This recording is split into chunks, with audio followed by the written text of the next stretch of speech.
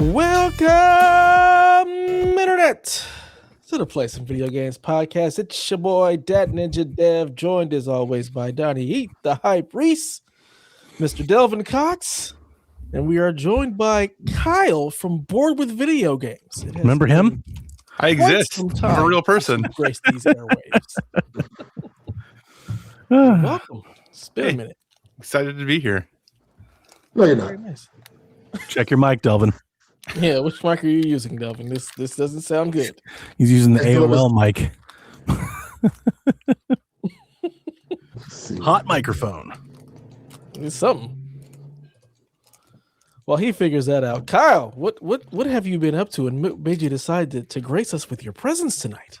Well, Donnie reaches out to me from time to time to be like, "Hey, can you podcast?" And almost always I can't. I got something going on. I got work. I got life. I got things going on. But this week, it just randomly, I was like, actually, yeah, I think I can be there. So here I am. I'm not telling me there's a chance. You can be honest. I don't. 19 out of 20 tries, it works every time. That's right. So, yeah, I'm just doing life, just working and family and all that good stuff. But like, I don't know. It's amazing to me how planned my life is, so that like usually if I know like 3 weeks ahead of time, it's fine. But most people don't work that way. So it's like, hey, this week can you do this thing? And usually I'm like, I got obligations already. But no, I'm just excited to be here. I'm sure we're trying to have Bored with Video Games be back more often. You should hear us again real soon. I finished up my doctorate a little less than a year ago. And now it's just been like getting back to figuring out life without that. And yeah, I think there'll be more time for Bored with Video Games, more time for coming here and saying hi from time to time and things like that. So yeah, It's just, just living life. Dr. Kyle, nice. Dr. Bland. Yeah. Doctor, everyone. Yeah. PSV produces doctors. Apparently. Yeah, that's what we do. Yeah, my wife is doing her doctorate right now, and that is, oh boy, she is a busy, busy person. So I know what that was like for you, Kyle. Congratulations. Oh, thanks. I'm sure it was just a lot. So Mm-hmm. time to come back to some normalcy. That's right. And all this time now to play games. It's great. Yeah. As everything is crumbling and falling apart. Right. Exactly. Perfect timing. Perfect time to be Great back. timing. Yeah. Great time to be back. Yeah. You see how he said Donnie? Hmm? He said his wife is studying for her doctorate. He's like, I know what that's like. No, you don't. You're not studying. She's doing the work. Trust me.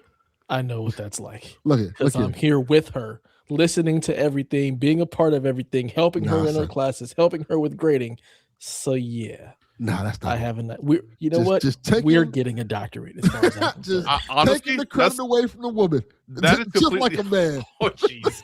That is completely legit, though. Like I in some ways say I'm super Don't fortunate. come for him, Kyle. No, I'm just saying because I say I'm super fortunate, but like, my partner and I, like, we don't have kids, right? But like, she had to do so much stuff because I was just busy all of the time. So the people that were in my program that had kids, I was like, how the hell are you doing this? Like, I cannot imagine. So I will validate here and say, yes, it is a we thing. Absolutely. Kyle, this is not that type of show. I'm here. It could be a totally new type of show. We talk shit to each other for 3, maybe 5 hours. I'm well aware of how this works. Then the show ends. I get insulted. And around the 4th hour, I fall asleep. Then the show ends. He's not wrong. Yeah. Speaking of, you getting insulted, Delvin, what's happened in your life this week? I'm just tired, man. I was doing like heavy labor and shit like that. A crackhead in a Scooby-Doo outfit. I kid you not. A crackhead. It sounds Which crazy. Scooby-Doo outfit? Like Scooby-Doo? Like who was this person dressed as? No, a Like Scooby-Doo Scooby-Doo. onesie. Okay. A Scooby-Doo onesie with the little hoodie that says Scooby-Doo tried to sell me some liquor. I'm like, I'm good. Yeah, that happened. Why liquor? Like, I don't know. I didn't ask the crackhead why liquor. so It wasn't even random. like good liquor. It was some fruity liquor. I was emptying out Got this Boone's Farms. You want some Boone's? Yeah, it was some shit like that. Some fruity shit. I'm like, Donnie, your mic's not on. You're muted. You're muted, Donnie. Was it like cases of bottles, or was it No, like one bottle in the onesie? It was like one bottle. Was it? They were in. They were in the onesie. It was a girl. So it was a She was in- leftover bottle of It what? looked like it was full. Looked like she just stole it out of a liquor store Okay. and just brought it directly to me. Like, yeah, I got one more bottle. She said, I got one more bottle left. You want this? Like, Got no. one more left. Always be selling. Listen to that. Listen. She said it like she knows you. Like this is a regular occurrence. That's salesmanship. I got And one I wanted left. to- and I had so many questions, but I was throwing shit down a flight of stairs. So, like, I'm not asking these questions. I'm not going to have this conversation for the crackhead because this is going to lead to somebody I don't need to lead to. So Wow. I just, Gonna take you in the back. yeah. So I I'm got like, these cheeseburgers, man. yeah, didn't need that. And that's why I left it where it is. Like, nope, I don't need any liquor. Nope, I'm good. She was in the whole Scooby-Doo outfit, hat and hoodie on. Like, what the fuck Maybe is she going would have on? made you a deal though. No, I'm good. Hat. It could have been $2 bottle of liquor. No, I didn't want that. Ain't no telling what's in that liquor. I don't Right. drink. I was That's saying, I mean, also if you're tasting liquors, anything like you're tasting video games, that was probably right up your alley as far as liquor Mhm. goes. No. Some Yes. Mad Dog. I Yes. like my video games crack free. Thank you very much. Do you? I don't. Sometimes depends. Like Kyle said, some of your choice in video games. A strong suit of 7. That's what I'm talking about, baby. You like Which the everybody Steel else is calling Reserve of number video games. Good 211. Yeah, that's some good stuff. Is it? No, not really.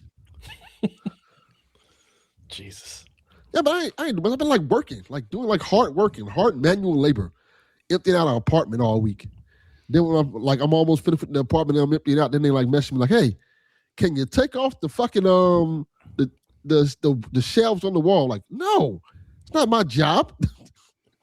Why is Whose it your job- job whose to job is empty it? the apartment? We have okay, I can tell you why am I emptying out the apartment, because it's the apartment next to my old house. So it's my grandmother's other old apartment that she had a bunch of stuff in too. Okay. So originally they had a cleaning crew that was going to supposed to be coming in, empty the stuff out, and I was just going to get the pictures and stuff, put them to the side and go take them and put them aside for my mom.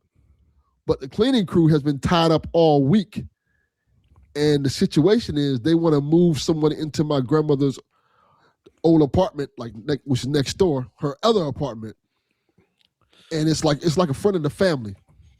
Oh, you're gonna be very disappointed. Mhm.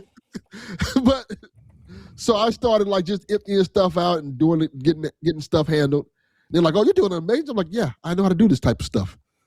They're like, "Oh, can you do more?" I'm like, no, I have my actual work at the office. I have to do myself. Like, I actually run a business, and since it's next door to my job, it's like, all right, I'm doing the work, and then they call like, "Hey, somebody here to see you." Now I go do that, and I go do other stuff. Like, all right, been working back and forth all day, all week. So was this cleaning crew scheduled? Because it just seems like they just decided they didn't want to show up for work, so now you got to do it. Just It's very one of those things where the owner of the company has a brother who works for him, You've already said enough. and owner the of brother company has is where Yeah, you we're just good. did the end. I and get his it. brother gets.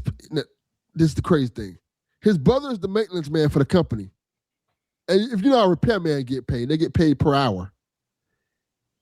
He, of course, does not get paid per hour. So he is like, this Work shit it gonna all get out, done when man. it get done. Mhm. Because I'm like, y'all don't pay me enough. Did you put Junior to work? No, he's in college. So He doesn't. what that mean? He's when I'm at work, he's usually at school now. Okay, and the time that he's not in school, he's at home. Get to Nah. work, son. He's at my house. He's not in this area anymore. He used to just be at my house. How That's I do call you get cab home? for him. How do you get home? He rides a scooter. So he can ride his scooter over there and put in some hours. Oh, his all right? scooter is not making it there. It's You better too figure far. it out. You better figure it out. It's I time would to work, call him son. an Uber, and that Uber is expensive. Like, fuck that. Nah. I'll do it myself. I'm pretty much done. Now they want me to take off shelves off the wall, like kitchen cabinets and shit. I'm like, oh, I'm not doing that. Sounds That's like carpenter. your work. Just Might saying. be. Might be some Delvin Jr. work. I'm all about putting these kids to work. Yeah. Gonna They gotta learn pay something some. today. They gotta pay some actual cash for that. Like, I'm not your brother, Negro. You have to pay me. Yeah. Show me the money. Yeah. Otherwise, everything okay. That's good. Good to Yeah. hear. Other than all of that. Yeah. You know, I already talked about the main stuff I was doing on Shaq, you know, Poker Fest and all that other good stuff. Poker Fest? What? Pokemon Fest, or whatever it was called. What's a Pokemon card collection fest with my daughter? She bought like a bunch of cards. Or Soldier Boy performed. Yeah, he performed. He did the U. At PokeCon. Yeah. Yeah, that's correct, Yeah. Kyle. That is correct. All Soldier Boy right. performed. And Donnie asked the correct question, which I never realized. Yeah. Donnie was like, did he perform the Pokemon song? I'm like, no, he did not perform the Pokemon song. What a huge missed opportunity. That does seem like a missed opportunity. Why would he? He has. It's on his YouTube See? channel. I didn't know that. He did perform the Rick and Morty song, though. I don't even know what that is. Delvin said he performed to about 100 people Yeah, about at 100. a Pokemon convention. To That answer is your question, truly the Rick sad. and Morty song, it was a song that was on Rick and I- Morty that he made. Question? That Well, wasn't you a give me question. the answer. Sometimes you got to spit the facts, baby. I was not asking. Giving you the information that the audience needs. The younger generation probably knows that. I'm not here for them. They're here. They're here already for us. know For some that. reason. They're here for us for some reason. Soldier Boy. 2 of the Good 7 Lord. are like in their 20s. Listen. Children. Just babies. Riley says he Yeah, played glad for you- more people at his church. Yeah, Probably so. that sounds about right. And you probably do a better job at it. Soldier Boy. Lord have mercy. You. Nah. Donnie, save us. What have you been up to? Up to? Like life-wise? Nothing much, man. Life, games, pick one. Playing games, yeah, of course. What do you want to tell us? Not much. Recording a 7-hour podcast with Sean Capri. I did. Yeah, no, And that happened. I watched the whole How thing. long was it? I don't know. It was long. I watched Yeah, it the was whole like thing. it was too. like 4 hours, I think, maybe. Yeah. I was there. I caught it at the beginning and watched it till the end. I fell asleep and woke up and it was still going. Mhm. So you was there and you could have been in chat talking shit with me and you chose not to? Terrible. I was watching on my TV, And so I couldn't see the chat. I didn't have the chat up. I just watched it straight up, like a TV show. Lord have mercy. We had so many people tagging us to record, and we haven't done Sweet Hangs in a long time anyway. It was a great episode. Look, So I told you to bring him on tonight. No doubt. well, I had Kyle though. You I didn't wasn't tell gonna Yeah, pass you stuck up. with me. I wasn't Sorry. gonna pass up Kyle for that. I was come on, Yeah. man. We haven't seen Come on. Kyle in 3 years. That's Like, what are you correct. talking about? I'm just saying, you could have told me, hey, we have Kyle. And I said, I bring said it Sean on Sweet with Hangs. all this Xbox stuff. Well, I didn't have it then. I didn't have Kyle then. I didn't want to have the Xbox conversation here. We're still gonna have the Xbox conversation. I've heard We? Yeah, heard enough we of this still are. conversation. Yeah, that's still I've gonna heard happen. all the takes. I've heard like enough already. I got my fill with Sweet Hang. Like I want It's to important. Like, bro, this conversation is something. Yeah, I was watching part of it and definitely stopped listening. It just I've- trailed off. I've seen every take you can possibly see about this Xbox Went thing. Doctor Strange on Xbox. Yeah. Yeah. They've given us every scenario. Well, I was really excited that we did that because I haven't seen many people doing that. Yeah, Not trying to find every scenario, but Look, like Yours was the most comprehensive. I see a lot of people that are being like, it means this or it means that, but nobody's really talking about the ramifications of any of those decisions. Correct. Like what it would take to actually get there, what that actually means. They're just like, yeah, no, it'd be great if X happened. Yeah. And it's like, I just wanted to maybe, I don't know, add a dose of reality. Yeah. And then the Windows Central interview came out and Blessing got in trouble for speaking the actual truth. Did he What get in did trouble? Blessing do? I don't think Blessing gives a shit. He I don't does. know what you're talking I about. respect. He basically said Jez did a terrible job with that interview, giving her softball questions instead of asking. He said the same thing that everybody's known about Jez for 5 years. Yes. That's my point. Well, Tom all right. Henderson was like, he needs to Fantastic. apologize. That's I was like- ridiculous. Yes. They said he absurd. did apologize. That's ridiculous. And the Blessing wasn't even hard, but he was like, Who this cares? is her first interview and No, we don't have to defend anybody like with Jez. Jez has been Oh, no, that, oh, no. that spin mouthpiece. Like I saw a headline earlier today where they wrote a different article based off his interview that I think the headline was like Xbox recommits to exclusives. And then the quote is like, yeah, we want to like make games for Xbox. Like it's not that at all. It's like, Yeah. This is what a joke. Anytime I hear his name, I just get enraged. It's a joke. It's a joke of an outlet. Like we can say that. That's for real. That's no different than us with our PSVG blog being like, I love Nintendo. Like, it's the same thing. No, like that can't be taken seriously. Come on, man. Yeah, but we're not a major outlet. We used to be. We used to be. Then I We got used here. That killed that. Yeah. Once they saw me here, like, well, these guys aren't big league anymore. Yeah. But we'll get into it. On my front, man, I'm playing Mario Tennis. I continue to like really love that game. The more I play it, the more I enjoy. It's so good. I always hate throwing Grub under the bus to be my foil, but when it came out, he tweeted his review. He's like, yeah, it's fine. It's good. It's okay. But he said something. He was like, if I want to play Mario Tennis, I'll just play Mario 64 like I have been for 25 years. And I kind of think that's crazy because this is by far, I think, the best tennis game I've played probably since Mario 64. Like, I really dig it. That is high praise. And it's like growing. It's just growing on me. It's like every passing week that I play it, I'm like, yo, this game's like really good though. And I just think, I don't know. I'm getting better at it, but I'm not good at it. I'm getting waxed online. But like that's the level. But I see people playing it, and like the level of challenge in this game is very high. This is like a big get good game, but it's also really arcadey, and like there's a lot of strategy for those arcade moments. It's not like random. Like it is. There is a get good part of it. It's good. It's like it's really engaging. It's fun. I feel a lot of tension. Like when I'm playing it. Even the single player stuff. Like I'm playing these towers. I just finished the second one. And they're really fun. They throw all these different mixes at you. They have all these different goofy games, handicap matches, like 3-on-1. It reminds me of kind of playing like the old wrestling campaigns, where you'd like start and you'd win. And then like, now you're going to be the Royal Rumble. Now you've got to fight 8 people at once, and they would just kind of throw stuff at you. It's kind of like that. And I'm digging it. I'm having a good time. That game is somewhat surprising me. You know what I appreciate about this? Since I do a podcast with Donnie 2 times a week, I've heard him go from, oh, it's all right, it's cool, it's better than the last one, to, oh, I'm really liking the game. I like seeing the progression of it, like each week, each episode. I could have quit on it, pretty early. I think you said you might quit on it pretty early. Because the adventure mode is garbage. Like the campaign story mode is like an elongated, choreful tutorial. It's so bad. But it's like, just play the other stuff. If you just start playing the other stuff, there's a lot to be had. Like these wonder levels, dude, it's like crack, man. They've got you. I can't even tell you. Like you'll be doing a match, you hit like a wonder flower, all hell will break loose. You'll have, at one point, there was one match where there was just like 20 balls in play. Like they just start flooding the court, and you're running back and forth and throwing and come on, 20. Come on. Hitting people in the face. Yeah, hitting people in the face. And everything's moving. It's engaging. It's fun.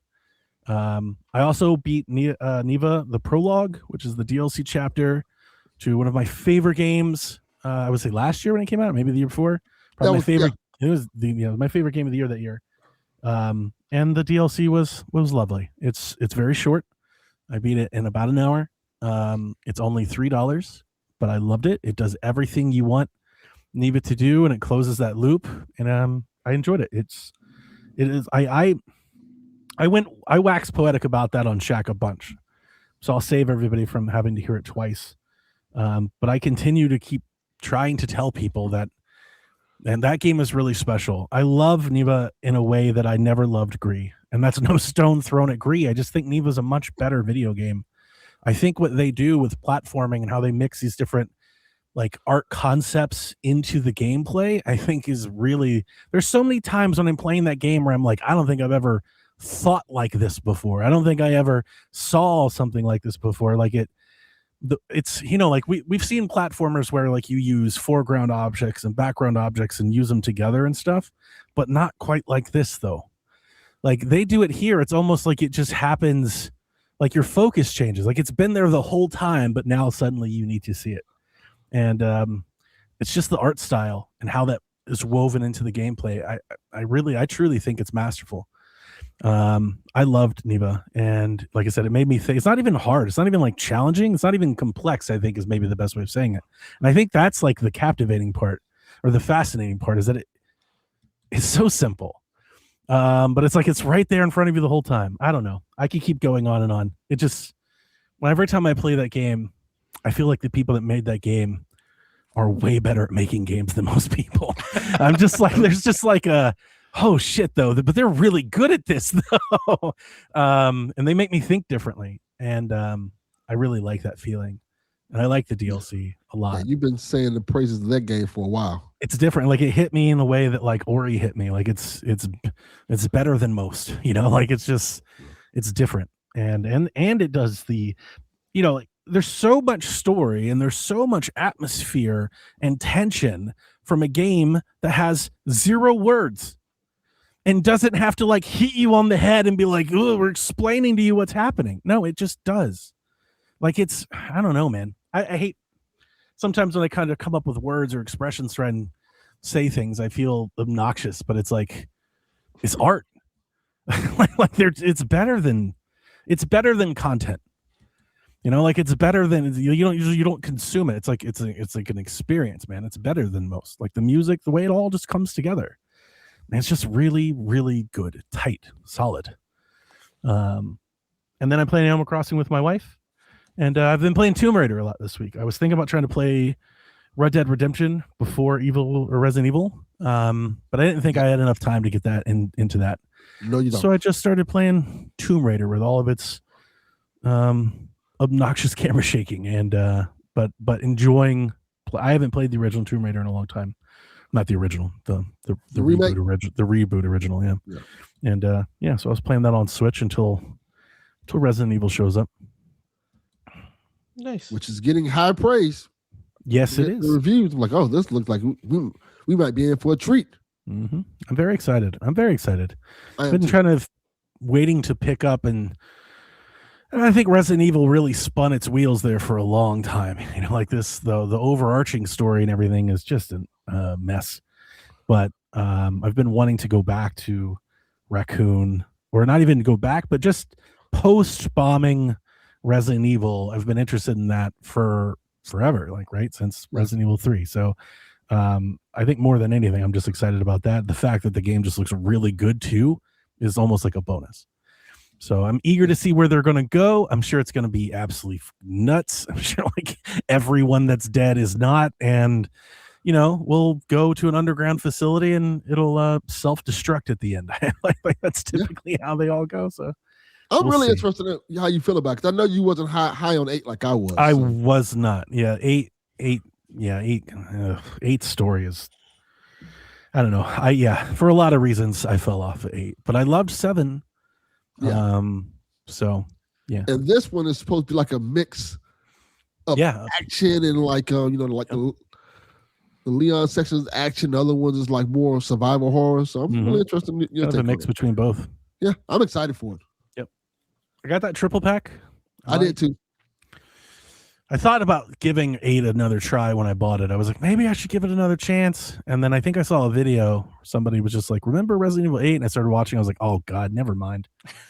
Like, I remember why I didn't like this game. I liked 8 for what it was. I think once you get out of the mansion, it slows down a lot in a way. It becomes more action-oriented. Like, this isn't as good as the other stuff. You start reattaching limbs, and the way they try to explain it, like he's dead. Yeah. I was like, I know. Yeah. And I know that's what they do. And I feel like that's even become like the thing that fans love most. It's just how ridiculous and, Fast and Furious this all is. I don't. That's like my least favorite thing about Resident Evil. So when I say that to people, I hope that like kind of explains why I wasn't that into 8. I thought 8 was gorgeous.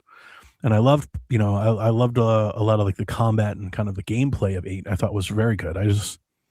The story really rubbed me raw. Yeah, it's okay to say that. There's almost a sense with 8 that like nothing matters at all. Like once you start getting there, then I start questioning. I'm like, so am I just playing it because it's fun to play? Like I want something out of it. It's like what it's like. There lacks such a believability that it's like, so should I just, I don't know what to believe. Do I believe this is really happening, or am I going to play this for 20 hours to find out it was all a dream, or, like something like that? There's just like a cheapness to it, to me, that bothers me. I get what you're saying. it wasn't a dream, but Yeah. it became very cartoonish in ways that 7 was not. Yeah, and it's like I know we're talking about zombies and stuff, but it's like, I think it's similar things to like my comments on Jurassic Park. I tried watching that new one. Deb, you want to go see? That movie is terrible. It's awful. And it's like, I realize that we're talking about dinosaurs and it's crazy at all, but it's like, but I liked it more when it was rooted in some level of believability. Like when they tried to do give me the facade. It hasn't been rooted in that since the first one. I hate that. And it's been downhill since the first one. It is actively bad. Like I got tickets to see that movie for Dude, free. Like my wife was like, "This is awful." I bought it. I bought the movie. I was like, "I'm gonna give it a try." I should have told you. We didn't make it halfway. No, my wife was like, "This is awful." I would advise against that. That movie's horrible. It's a great cast. Really bad. There's no reason for it to be that bad. It's horrible. It's real bad. So similar feelings like there. It's like, yeah, I get it. It's crazy, but like, can we just? There's like, I'm with things to a point, and then it goes beyond, and then I'm like, now I'm off the ride. It's just too extra. Everything is always extra, Yeah. I feel like that's always been Resident Evil, but I've never been a fan. No, I know. Like I said, I don't think I fall in the rank and file in this one. To many levels, but 8 is a lot more cartoony than the other ones. Like it like takes your believability away a lot with certain things. That's why people like it. I mean, I never had any believability for any of them, so. But even more so with this one. I don't think that's possible for me. It's all. Oh, you'd be surprised. I don't. I'm trying to say it without spoiling. I've seen some of them. I'm like, all of this. It's all the same book. It doesn't matter. It's just my weird take on Resident Evil 8. I get it. I don't think people did not like it when I was explaining it the first time.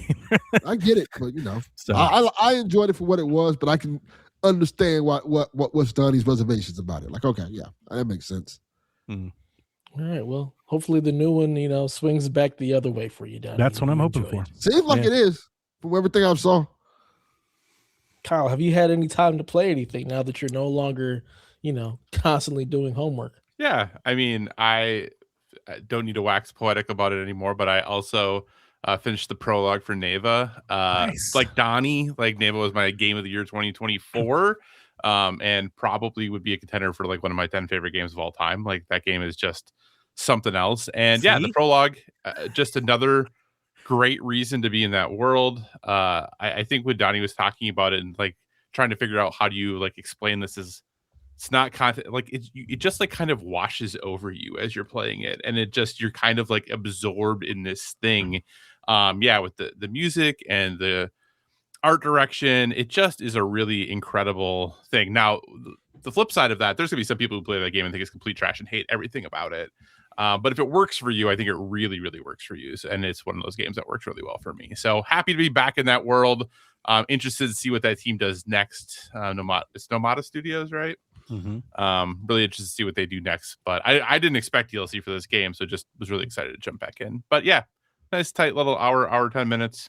Fun to kind of go back in and do that for $3. Totally worth it. I'm also playing Cairn, the mountain climbing game. Cairn. Yeah, so I played through that. I was really excited about that game last year. The climbing game? Yeah, the climbing game. Yep. Yeah. It was supposed to come out like last November. Got delayed till January this year. And again, I feel like this is like such a bad way to describe a game as not being for everyone. Like not every game is for everyone, but you have to have some very particular sensibilities, I think, to really enjoy this game. But if it resonates with you, I think it will deeply. You are basically, you are climbing a mountain. That is what you are doing. But it very much is like picking your individual limbs as you climb. And there is a story that's happening that's going on. It's kind of I don't want to say cliche, but this idea of like running away from one's problems, type of a deal. But the systems are deep. When you're successful, it's satisfying. So I usually like play maybe 20 minutes or a half an hour a night. I just kind of like get to the next part, like kind of like, oh, I finished this phase, I've camped, I call it a night. So just kind of slowly working and picking my way through that one. But it's been a good time. Had a lot of fun with it. We'll probably continue to kind of plug away at that. And the only other really thing I'm playing is actually, in honor of, probably talking about some Xbox today, I jumped back into Avowed. I played Avowed a year ago when it came out, got like 5 or 6 hours in, and then I don't remember why, but just stopped playing it and said, hey, you know what? I think it's time to jump back in. I have a little bit of time until Resident Evil comes out. What do I want to be playing right now? And I almost bought Romeo as a Dead Man, but then I was like, you know what? I have Avowed. I'll play Avowed. I actually was going to pick up and play Romeo as a Dead Man just because I wanted Donnie to be proud of me. I'm really torn on that one. I love Suda, so I'm definitely going to play it one day. Yeah. But from the moment I saw it, I can't help but feel like it's like some spin-off Temu No More Heroes, like it looks so similar for it not to be. I'm kind of like, so what are we doing here? I played the intro. Spoilers, it is Temu No More Heroes. It is. It's been kind of a thorn in my side since I've seen it. I'm like, so why isn't this just Travis? Yeah. I have heard that like the first 30 minutes are about the best 30 minutes of the game. I don't know if that's true. Yes. But as a result, I was like, well, I already have Avowed, so let's just play that for a while. It's funny because I played the first 30 minutes. I'm like, oh, this feels like No More Heroes. Cool. Yeah. I like I said, I've only heard that it's kind of the beginning is like the most bonkers the games get. But like I said, I haven't played it, so I don't know. Yeah, I'm eager to try.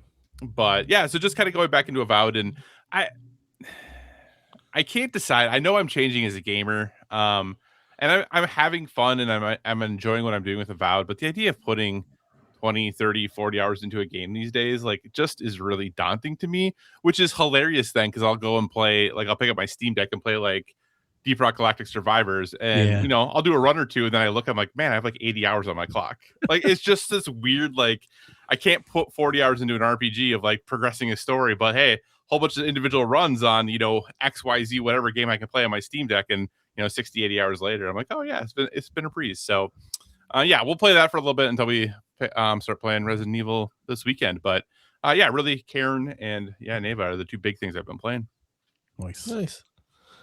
I've just been playing Sons of Sparta, having a good time with that. Oh crap! I played that too. I forgot. I saw its review scores going down. It's like it's still going. It's still getting worse. Yeah. How's it going down? It's like from the day we pulled it. I went to go look at Metacritic for Resident Evil today, and I know it's down from that day. I was like, oh shit, it's gone down over the week. Is it like they're saying if the reviewers come out like and another like thing? It was like, wasn't it like a? It was like a 77 or something, I want to say. And now it's like a 65. Yeah. Like it keeps dropping. I was like, goodness. So they coming back. Like, let me rewrite this review. Something's happening. I don't know what's happening, but something's happening. I have no clue. I don't even look at review scores. I'm going to try it just for Dev. I can't wait. I haven't played it yet. I don't care. I was playing something else, but yeah. Yeah, but I'm having a great time with it. Every time I have a moment, I'm like, can I get a few hours in this game? I'm thoroughly enjoying it. It reminds me of that's good. Like Axiom Verge. Like that's another one of these Metroidvania type games that I just really enjoy. So it speaks to me on all levels. Right now, I've got a new power, and so I'm going to all the places on the map that I can use that power again to get more stuff and become more powerful and kick more ass. So is it awesome, Kyle? Is everyone else on the internet wrong? I don't know that everyone else on the internet is wrong. I think the Axiom Verge call is actually a great comparison. God damn it, Kyle. No, that's not what we do here. I know that's not what we do here. But what I will say, though, to slightly disagree, I do think it is more fun than it is good. It is not doing anything new or it's not doing anything you haven't played in another Metroidvania game. Not a single solitary thing. So if you were like, hey, I'm a completionist, I need to know every Kratos story ever. Awesome. If you like absolutely love Metroidvanias and you want to ensure that you've played like every Metroidvania, great. If you have, but you have definitely played a better Metroidvania if you like Metroidvanias. How essential is the story of this to the God of War ethos? I don't think any of the stories are necessarily essential. It's just the story of his childhood. But how much like are you pulling from it? Yeah, is it filling in the gaps? Anything? Yeah, like is it just something, or are you into cared it? About Kratos' childhood? I'm into it. I like the story, but y'all know me. I'm a story person, so I'm playing this game like I'm reading a book. I'm thoroughly enjoying him and his brother's banter. Him explaining to Calliope like why the Agoge was this way. So it's just it's fun to see it. I'm enjoying the story. Yeah, very I will much. say the idea of him sitting down to tell a story to Calliope was an interesting like premise to set this up as. But I Mhm. do wonder, like, and obviously I haven't finished it yet, but like we get to like asshole Kratos, like okay, like we're gonna get to him being a jerk. Like, I just don't Well, totally he's know. already Like a jerk in this. He's already that because but he's a little he's a less of a jerk. He kind he's like softer because it's his brother. If it yes, wasn't his brother, he'd just be straight up normal a-hole. Because to all the other Spartans, he's not nice. yeah, Yeah. I suppose. It's But just who he is. I know. But yeah, it is nice to have him, like I said, having that conversation with Calliope, telling her this story. You don't see that side of him being kind of a quote unquote good dad in the Greek trilogy. So it's nice to at least have a small glimpse into that. Maybe he was okay every once in a while. Hope everything works out for that guy. Yeah, we'll see. Who knows? We'll have to wait and see what happens. Kratos is an interesting character. He's either pissed off or just a complete, love person. Like he's interesting. Because like the whole thing of him becoming so enraged was him ended up killing his family. Like, Well, maybe they deserved it. But yeah, I'm enjoying it, and I will be something like that. And take out the garbage. Did ass whoop. Yeah, gotta take them out. gotta do what you gotta do. But yeah, I'll play it to Except for completion. Atreus somehow. I was never bothered by Atreus the way everybody else was. I love love Atreus, Atreus. but again, I You don't have say, children, Dev. So I'm like, yeah, You don't say. It's Starting to notice a pattern here, maybe. typical. Yeah. Perhaps a habit. Yeah, I respect it is what it is, and I don't give a fuck. Well, that's all I got, Danny. Let's get into the news. All right. So we got two major news stories tonight. The first one being the reason I've asked Kyle to join us. PlayStation has closed its Bluepoint studio. Bluepoint, founded in 2006, has quite a catalog on PlayStation systems, which they acquired the studio in 2021. They did a God of War collection, Eco and Shadow. They helped on the Metal Gear Solid HD collection, one of my favorite collections ever. The Uncharted collection, Gravity Rush, Shadow of the Colossus remake, Demon Souls remake. They supported on Ragnarok, and reportedly either pitched or were looked at to do a live service God of War project that was ultimately canceled. And if I don't know if I have this right, and there's another reason why I've asked Kyle to be here, because I'm not following as much PlayStation news these days, but I think I saw someone that said that they like, did they not ship a PS5 game? Or they didn't ship a game after they were acquired at all? Yeah, well, yes and no. So because they obviously had Demon Souls, they shipped Demon Souls as a second party, then they were acquired. They supported on Ragnarok, but then never released a game after that. That's wild. Yeah, like that's crazy. That for a studio that has such a legacy, yep, to then finally be bought and then not get a game out. Mm-hmm. So wow. weird. I didn't have this one on my bingo sheet at all. The studio is comprised of around 70 employees. All right. So you guys can add in the gaps if I've missed anything here. I can't wait to hear it. But the main reason I really wanted you here, Kyle, because I think the trio of you can all kind of fill this in. This is the first time in many years that I've seen what I would call like the PlayStation voice just like really angry, like livid. I know they haven't been happy with PlayStation's overall strategy for a few years.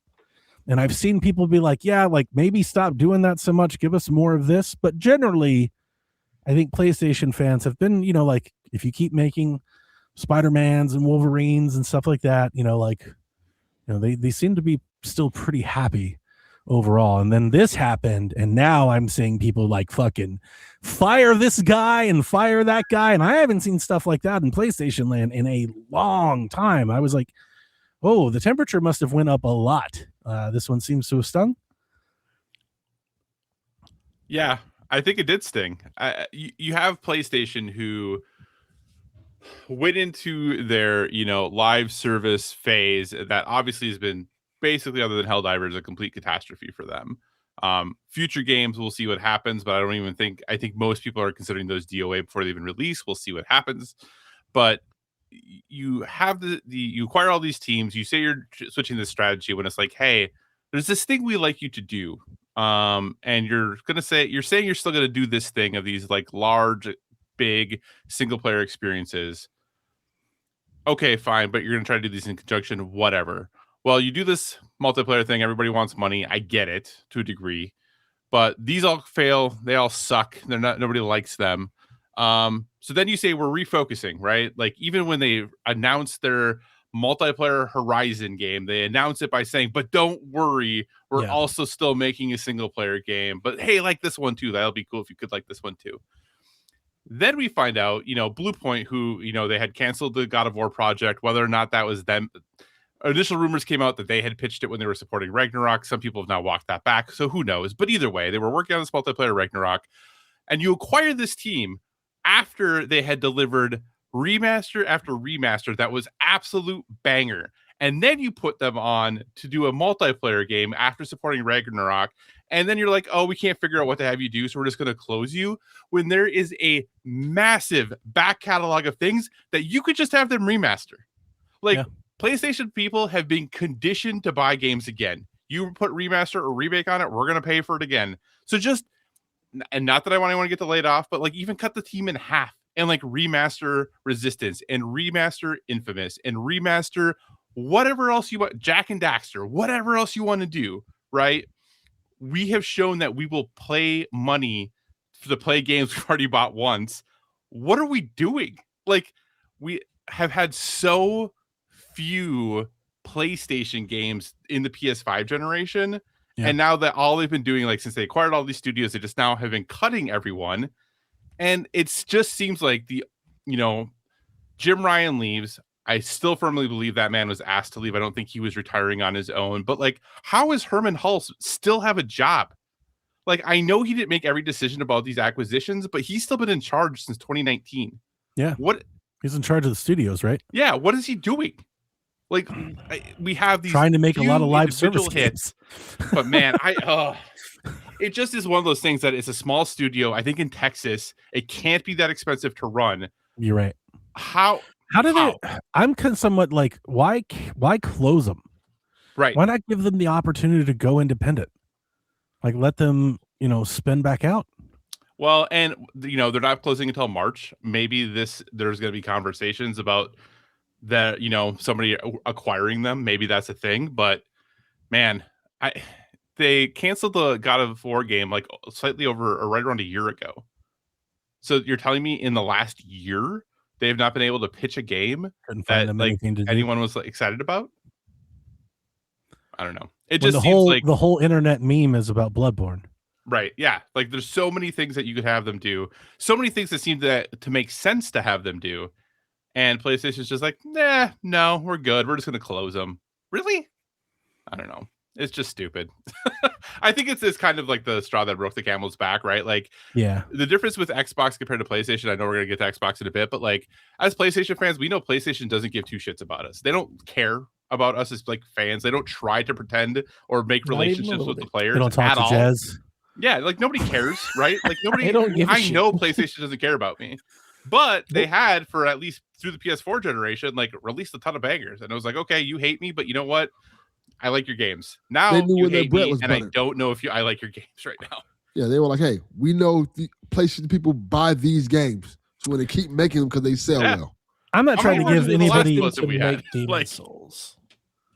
Huh? Like, I wonder how long it took them to actually get the Demon Souls remake out, because why would you put them on Ragnarok instead of putting them on some other remake, knowing that that's what their pedigree is?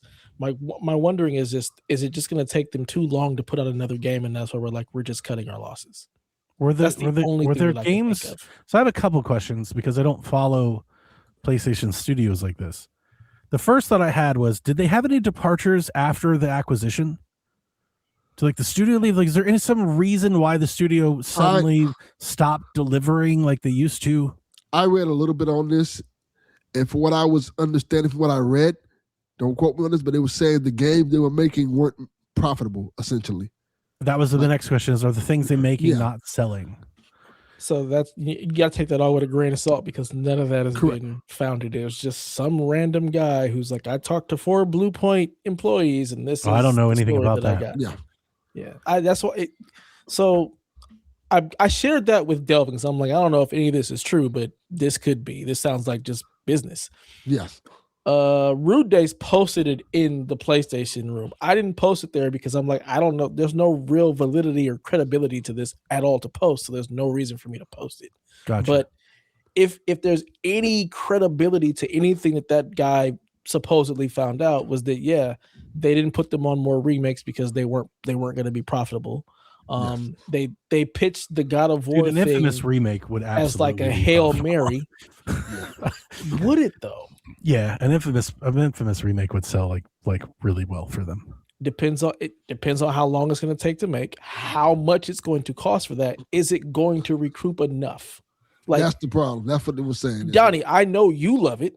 I know that I would buy it. Pretty I think much it would sell. everybody I think here it's going to would, sell a lot but more we copies are than a lot of the games they few of have us. in the pipeline. because they have the stupid live service games that PlayStation gamers That's what I'm really saying. don't want. But is it going to be enough? Because that's the thing. Like we are the few. I know. Like what I said to Kyle. Like we're the sustained profit. We're not the growth. And if they're chasing growth, No, I've don't see- definitely come to grips that I don't think these companies are making games for us anymore. uh-uh. That's very clear. So like the grounds are shifting beneath their feet, and I think they're keeping like just enough to keep us around. You know, that's for sure. And they're making games for our kids, and their kids. And but what we're realizing is that doesn't appear to be all that sustainable. You can only cut until you can't anymore. Like you can keep cutting to keep, to protect the share price and try and keep, but like you eventually you're going to have to make products. Like you can't just keep cutting people and not making games. Yeah. That'll come back to hurt you. And I think that's the big thing is like, I get it, right? Like the 5 most profitable games of 2025 were also the 5 most profitable games of 2024, right? Like, yeah, people are playing certain types of games, but how is your business? Like, if we get into the idea of like looking at your business, like how did you allow the studio to be the size that it was and to function the way it did? If you then had it developing games that weren't going to like turn a profit, right? Like, I think, when we talk about, if we look at Spider-Man from Insomniac as an example, if you look at how expensive that game is, would I notice the difference of $50 million less when I was playing the game? I don't know if I would, right? Like, would I feel the game is $50 million worse if they spent $50 million less on it? I don't know. And I just wonder for these things, are they a victim of their own success in that they instilled in themselves that the only way that we can like release these games is if they are at a certain caliber or a certain level, and not everything needs to be there. That's that Sons of Sparta argument. Yeah. Right. Do we really need to be able to count every hair on a person's head in the game? 100%. I want 1 or 2 of those a year, but I don't need a ton of those a year, But right? see, when we only have 1 or 2 of those a year, then everybody's complaining, why do I have my PlayStation? 100%. Yes. There's I'm no looking at winning in this. I have no idea winning here. I have no idea if this list is accurate or not, but I'm looking at a list of best-selling PlayStation 5 games on Wikipedia. If they did an Infamous 1 remaster or an Infamous collection, I firmly believe that would be in the top 20 on this list. And I'm just going to 20 is Demon's Souls at 1.8 million copies sold. Like, I think Infamous clears that. Which is made by Bluepoint. Yes. If it's the remaster, So it's like, question if it makes no sense for them to release what would be a game that I would put in the top 20 of the most sold on their platform, then like, boy, But like does I'm more worried about this best-selling industry than I mean thought. Profitable. Does best selling mean profitable? That's the problem. That's the issue. It's not about whether it sells. It's We're just gonna have a does it sell console with no enough? games because we can't make any game be profitable. Honestly, How like about this? that's No what I wonder remaster, about. no remake. How about they just port Infamous to PlayStation 5 and sell that? Like why not that? I think there's a little bit of kind of like playing around what they consider profitable. Like a game can make a profit, but it's how much of a profit they want to make. I think it's not enough. Correct. Yeah, like they're That's shooting correct. for higher returns Yeah, but after how many misses? Yeah, I don't. Like at some point, don't you need to hit a they've dug double? their own hole. At some point, don't Yeah. you need to hit it? Like, how about let's get on base? Yeah, get on base a think- couple times. I agree. I don't disagree, but I don't think the business world gives a shit. Oh, you got on base, but that's not the return I was looking for. I think Demon Souls got that's on the problem. base, but they That were is like, the we problem. want more than on base. No, You we need a talked home about it, run. like it's very easy to lay like most qualms at corporate feet and like corporate talk, but like the share price is what's driving all of these decisions. Mhm. They keep making cuts to cost to protect the share price so the share price doesn't go down. But I think the share price needs to go down. That's what needs to happen. These companies are bigger than they're worth right now, Mhm. and there's some sort of right sizing that needs to occur, and it's going to not be good. But it's like I'm at the point where I'm like, can we just go ahead and get there though? Yeah, it Like, needs to implode. Let's get it over You know, with, so the we can bubble get needs back to burst. to It needs to implode. We need some to level of realize normalcy. every game doesn't need to be a 70-hour spectacle. We need to realize we have to push back the scope of certain things. Yeah. I think another problem is the long, the development cycle is super long for a lot of games, and then you also have the support cycle. You used to be able to release a game and that was it, and you moved call on. today. Now you have all of this support and patches and everything else that you have to keep doing for the game instead of being able to cut that off and be like, all right, we're now on to the next. Yeah. Games are just in a really Heading really back odd to where we space. were in like 2007, where like these consoles had like 5 or 6 studios and you got a game a year. Like here's this studio's game and there's that, and just hope EA sticks around. Like hope 2K's there to give you something. Jesus, that is bleak. Is And there the sad part is there's more video games than ever. That's true.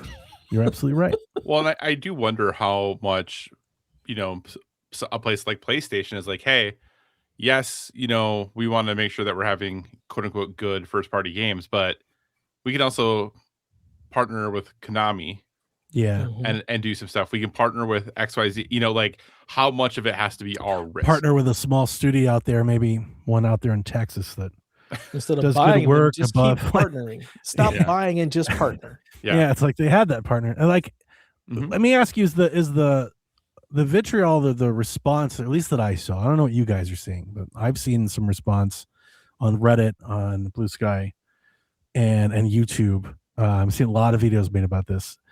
Is it because like I heard this from you guys before when Xbox was buying studios and games, and there was like always this sentiment with PlayStation that they cultivate and they foster and they build, and it's a long thing, and then they bring you into the family and all that. And Bluepoint seemed to fit that bill. There's a lot of invested in Bluepoint from PlayStation, not just at the acquisition. Like we're talking about a relationship that spans back over like a decade. Mhm. And they have a legacy. They've been making games since for 20 years. I hate seeing something like that, just get shuttered. Like you couldn't, they have no value. Your value is to just close that. This feels very reminiscent of like Tango, but like even more than that, because they're way more successful than Tango ever was. Is that maybe why the temperatures are up?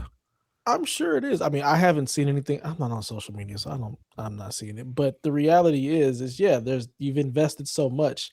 But I feel like right now and the where we're at, it's always about what have you done for me lately? I don't care about your legacy. We purchased you and you've produced nothing since that purchase. I have to cut my losses now because again, like you said, we got to keep the share price up. We have to find where y'all don't have a game that you're working on. Nothing's coming out. You're getting the axe.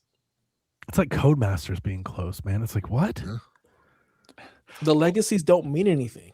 They don't. They mean stuff to us. They But don't. we keep well, at least on the Xbox side, we've gotten a lot of games that like weren't good. And people were like, we need to make great games. Like we need to guess who does that? Like folks like Bluepoint, folks like Codeman, like they have a track record of doing this. It's so much easier to work with someone like that than to spin up a new studio like the Initiative that never does a damn thing. Like that's much harder. So I hate seeing like, this is like usually my thing with most studios.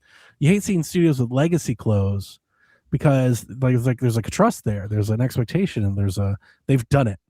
Like, it's hard to replace that experience. They've shipped games. We're running out of studios that can say we have shipped games before. Yeah. You know, like we all know who Jade Raymond is for the wrong reasons.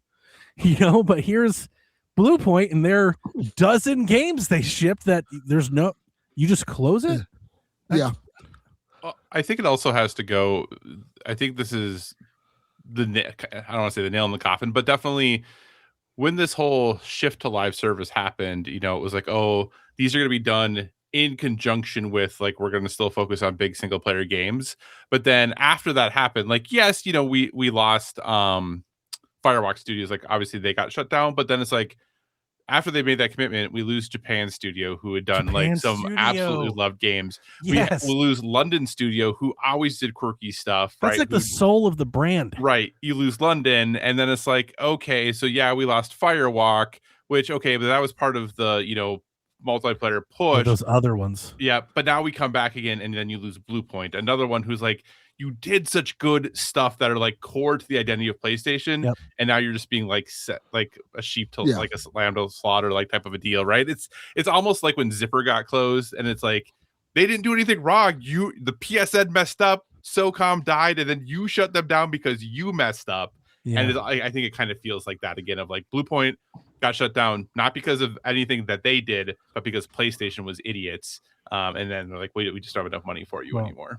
Yeah. There's Also, there published- was a lot of high expectations for Bluepoint. Like, people wanted, people were talking about like Bluepoint making their own games, and people wanted to see a lot of stuff remade. Yeah, Yeah, original games. Bloodborne Those people's 2. don't matter.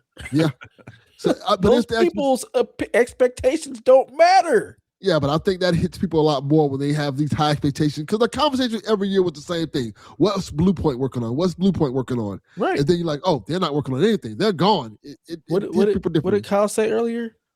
PlayStation doesn't Yeah. give a shit about us. Oh, they You don't. can talk True. all They you don't. want. It They doesn't don't. matter. It doesn't but matter. it's- It doesn't matter. I But still like to hear it. yeah, people are not happy with this one. I think this one hits people a lot more, because I do see the conversation on the internet about it. People are, It's heated.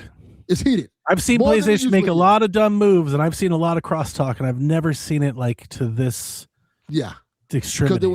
there were expectations, Yeah. especially considering that people want games from PlayStation. This has been a conversation since PlayStation 5 came out. We want games, and another Oh, studio you're we getting thought them. were They're just producing not the games. games you want. Yeah, they're like, all right, no, another studio, we getting this more of this multiplayer slap that we don't want.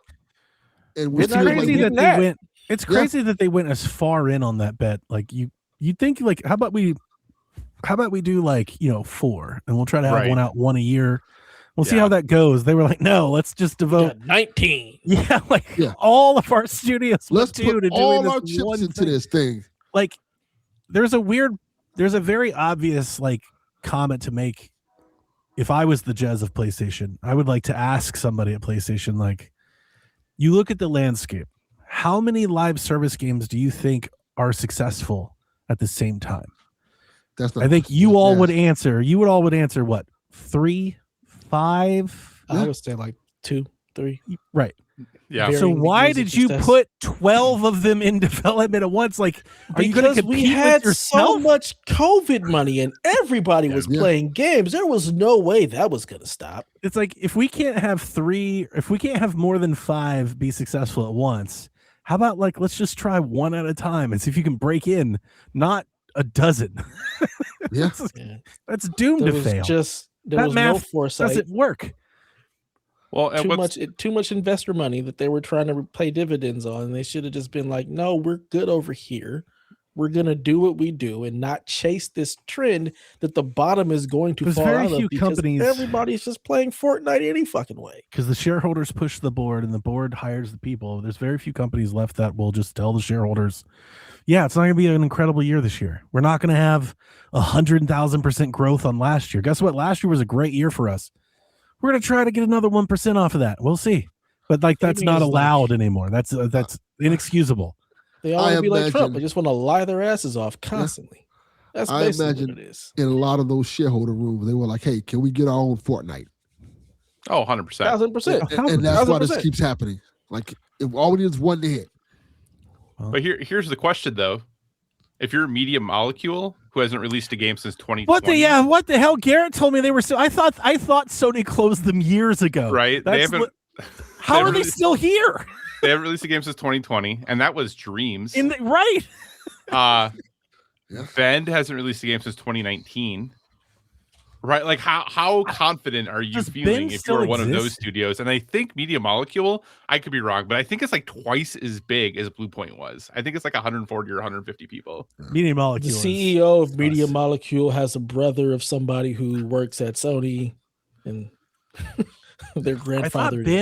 I thought Ben got like picked over, and like some of them went to Naughty Dog. Yeah, I mean Ben has had layoffs. And so does Bend exist? Like, yeah, Ben's still there. It's still there. I wonder how many people's there. 12. I don't know how big. That's kind of like what I'm saying is like 15 or like all I've heard about for Ben for years is that like they're moving to these studios and that one and layoffs. I'm like, it doesn't even sound like they're there. They haven't done anything since the Days Gone remake or remaster or whatever. PS5. Did they handle the PC port or did one of their ports? I think Nixus did it. Wouldn't you just let Bluepoint port something to PC? Yeah, who knows? You would think so. Just port one of these games that we have over there, and we'll do that until we figure out your next project. Yeah, I do think take too long. Sorry, that's okay. I do think Media Molecule is probably a little safe for I don't know because Shaban is there and she's super well known in the game industry, like award winning. I think it would be really tough for them to close Media Molecule if Shaban's still there, but maybe I'm wrong. Because she's like BAFTA fellow and like all this other. What have you done for me lately? Yeah, did Dreams 6 years ago. Like, what are we talking about? And that didn't really do anything for anybody. No. So yeah. I don't want to hear about Bluepoint sales when they made Dreams. The fuck are you on about? That sucks, guys. Yeah, it does. Bummer. In better news, Xbox has fired everyone. Xbox has announced changes in leadership. Phil Spencer is out. He's retiring after 38 years at Microsoft. Phil Spencer joined Microsoft in 1988. He's been with Xbox since 2001. This is their 25th anniversary of Xbox, which is I find somewhat hilarious that on their anniversary, this is the news that they've announced. Congratulations. Anniversary. Yeah, and if for those of you that were like, Sarah Bond's up next, no, she's not. She's out. She's gone. She didn't even get a Windows blog. She's gone, and they have subsequently thrown her directly under the bus. I hope she slashed somebody's tires. We have a new CEO of Xbox. CEO of Microsoft Gaming, Asha Sharma. She's been with Xbox for 2 years. She's been with Microsoft for 2 years as their president of Core AI product. When I read into that a little bit, my understanding is that her job was to implement AI into Microsoft's suite of various different products. And of the blogs and tech stuff that I read, apparently she did a really good job of that. Like a lot of Copilot stuff, a lot of GitHub stuff, but stuff that actually gained traction and people use. She's good at making product profitable. Yes. That is her entire resume. Yeah, she worked at Instacart and other stuff. Doesn't matter. Her first tweet to the nation was, "Today I begin my role as CEO of Xbox. Here are my 3 commitment: great games, the return of Xbox, and the future of play." Satya Nadella emphasizes her track record in scaling global consumer ecosystems as the reason they pegged her. As Delvin already alluded to, I recorded a giant long podcast of going down a million different rabbit holes with Sean Capri as to what we think this means. So I'm not going to take a whole lot of time to say that, but I will say this. There's a lot of conjecture and people are parsing over all these different interviews and all these different statements on the return of Xbox One, because that's the one that seems to be driving conversation in both directions. There's a lot of written, probably Jez, as you guys alluded to, something with Blessing, probably that article where words are being used to basically support this notion that Xbox is going backwards. They're going to go back to the traditional console model. They're going to go back to exclusives. They're going to bring Xbox back, make Xbox great again. all of that stuff that's being written is based off of basically that tweet, or the one time they were like, we're going to focus on console. But in those same interviews, they've said things like this, and I quote, "We need to meet players where they are. Gaming is bigger than any device. The plan is the plan until it's not the plan. We will also look at players who aren't on consoles or hardware, and we want to deliver great games to them too." So there's like a lot of direction that like it's going back, and it's like they're literally telling you that it's not. When did they say that? And over and over, but that's not getting any of that traction. I don't understand people's possible reading comprehension. Nothing they have said says anything about we're bringing exclusives back. Everything they've said says the opposite. So in all of my gestation and thoughts, I basically come to a couple outlines that I think make up my opinion, because I personally don't think this is very good news for Xbox. If you're one of the folks that want to believe Xbox is returning to a traditional model, I would love to see it. I'm not like rooting against that. I would love to see it. But if you're going to go that route, I think there's obvious qualms with that plan that I don't understand how Xbox will address without just lighting billions of dollars on fire. Like, that option is there. And like, if Xbox wants to do that, like, they can afford it. So that might be the route they're going. That'd be awesome. But a couple things. I wrote down just 3 things, and then I'll turn it over.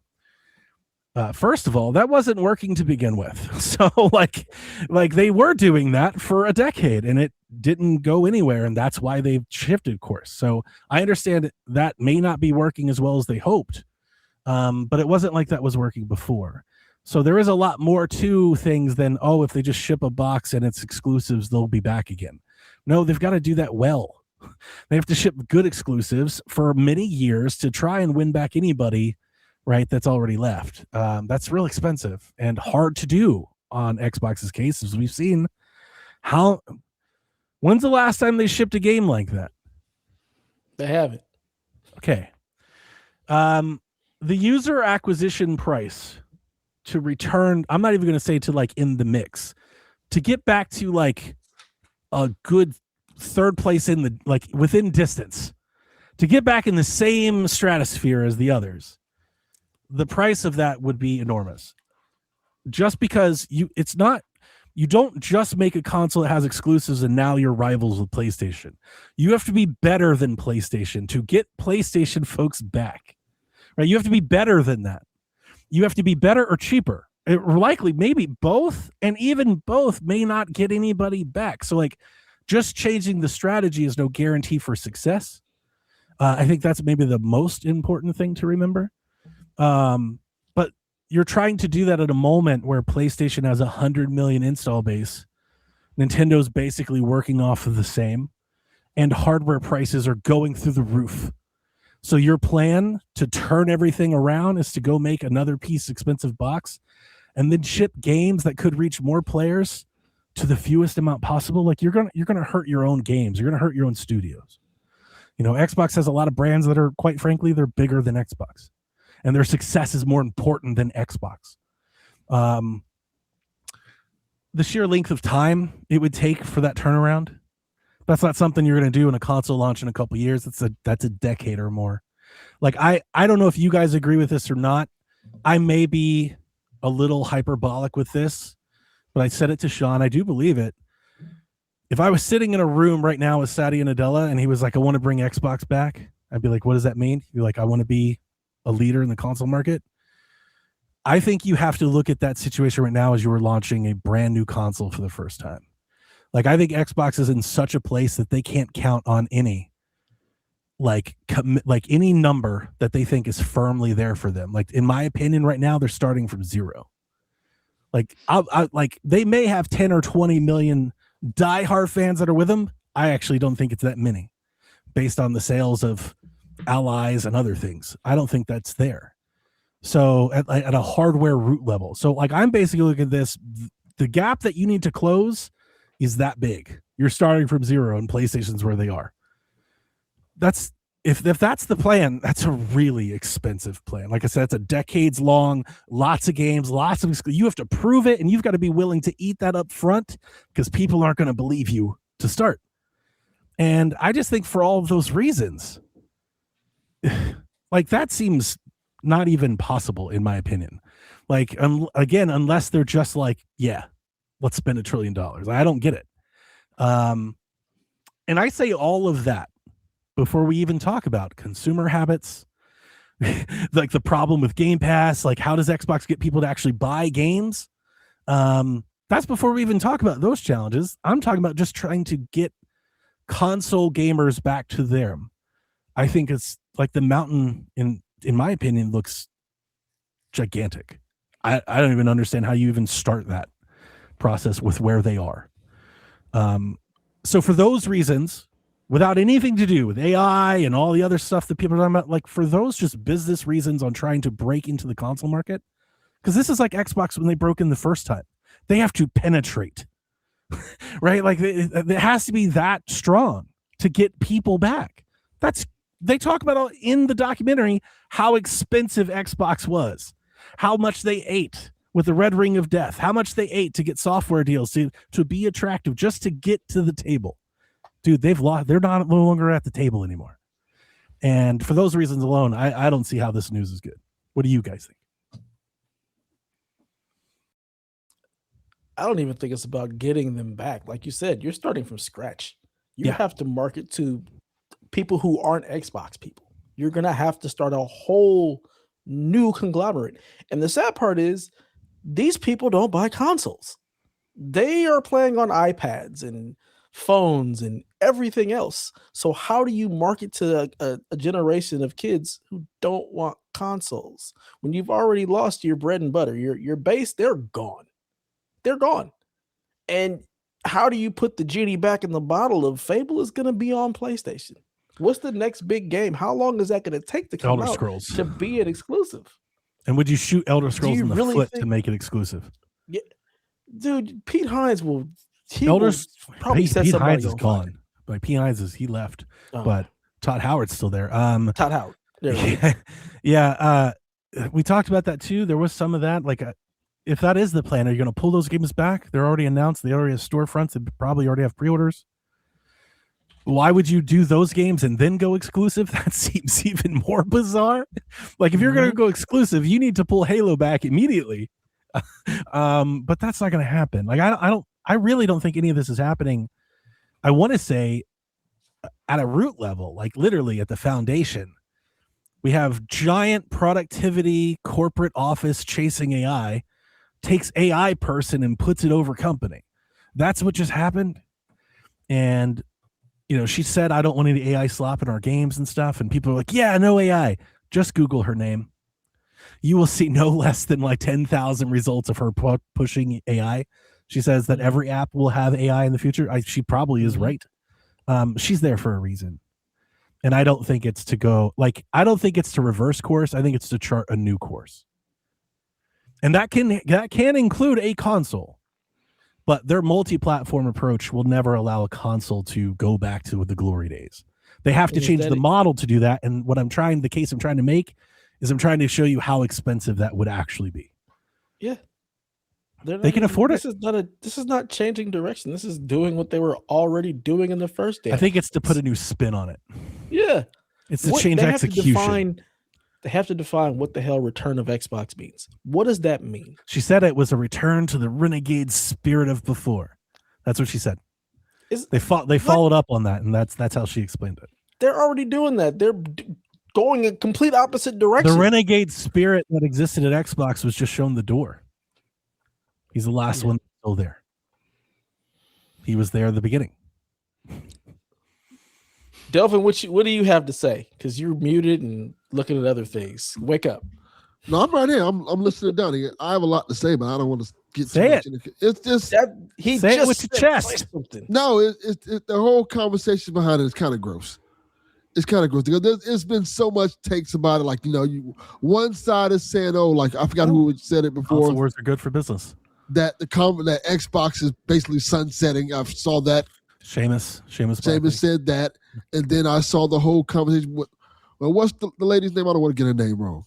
Asha Sharma. I saw the whole conversation over the internet about people questioning her gaming skills and her Xbox knowledge, and I thought that was gross. Like Her profile seems to be set up in a way to make you look like a gamer. Yeah, and they're like, "Oh, what's your favorite Xbox game?" And the top 3 are like, "Oh, you don't have to do that." Actually, she asked for the top 3s. She started that. The funniest thing I saw was her saying, "I have to figure out what this even is." I'm like, well, if Phil was supposedly leaving for a year, you haven't had a year to figure out what the hell you're in charge of? Yes, like, and what? then How does that make any sense? The whole conversation about a lot of stuff just doesn't add up. And then, as I was showing Dev, me and Dev talking about offline, the whole throwing Sarah Bond under the bus thing is just terrible. It's gross. They came out with an article. The Verge came out with an article the next day that basically said Phil said he wanted to retire a year ago, and everything is an Xbox. All that stuff that they've done that everyone hated, and they said that the fans hated it. They said the employees hate it. They said there's people at Xbox that were offended by this campaign. They laid all of that at the feet of Sarah Bond, and they said that's why she's out. She left. She, like I said, she didn't get a statement, and Satya and Asha, they never even recognized her at all. Phil Spencer's the only one to say her name, and he literally said it in like a sentence. So they're laying everything at her feet. Now, if you're an Xbox fan, like one of the cores that want to see them go backwards, you can spin that your way. You can say, hey, this was her plan. Nobody wanted it, but they did it, and now we're changing. Nothing has happened at Xbox without like 70 people signing off of it. That is not how Microsoft works. It's extremely hierarchical. They've all signed off on it. Tim Stewart, Amy Hood, Satya, Phil, Boot, like it's a whole thing. It's a group effort. And I know you're not on the internet as much when it comes to this type of stuff, Donnie, but did you see the conversation behind that part? Mm-mm. Because people were saying that, they were saying that this stuff was being talked about before Sarah Bond even got there. Took over as president. It was a motion before that. So they're like, how is this her fault if this was in motion and you were talking about it before she was even there? Yeah. So it's like it's pretty much clear that she was made the scapegoat. I think Asha might do a good job, and maybe they're, like I said, they can just they can afford it. That's a possibility here. They could just be like, we fucked up and let's build it back. But the way Microsoft has operated, Microsoft, not Xbox, but Microsoft as a whole, talk about somebody that's been protective of their share price. They're one of the biggest ever. They're not going to, like, I know that's not going to happen. They're not going to do that. They're not going to spin their way out of this. Steve Ballmer would. And when he did, Xbox was awesome. But they're not going to do that. I don't think. Kyle, thoughts? People at Xbox should just stop talking.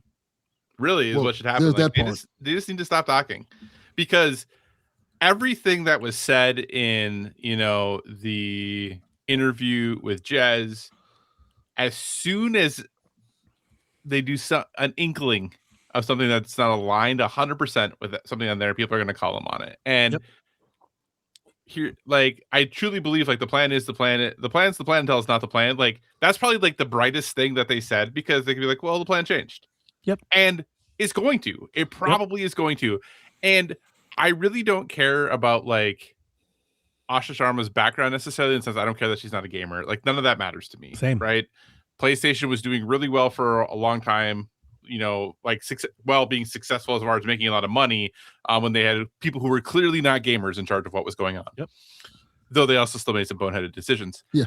But it's very clear that Satya picked her for a reason. Mm-hmm. So if you want to know what is going to happen, just think about, what does Satya want? Money. He wants Xbox to return on investment, because they're sinking so much money into AI separate from Xbox. Yep. They're investing so much money in AI. They need that.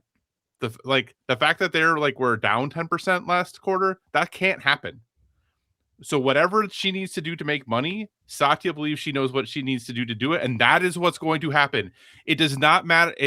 It does not matter that if they want to recommit to the Xbox players, the only reason they're going to do that is if they think that they can make money doing it. They don't give a crap otherwise. I think Xbox fans are hoping. So in my conversation with Sean, what I clearly understood was, and I think there's something to Sean's side.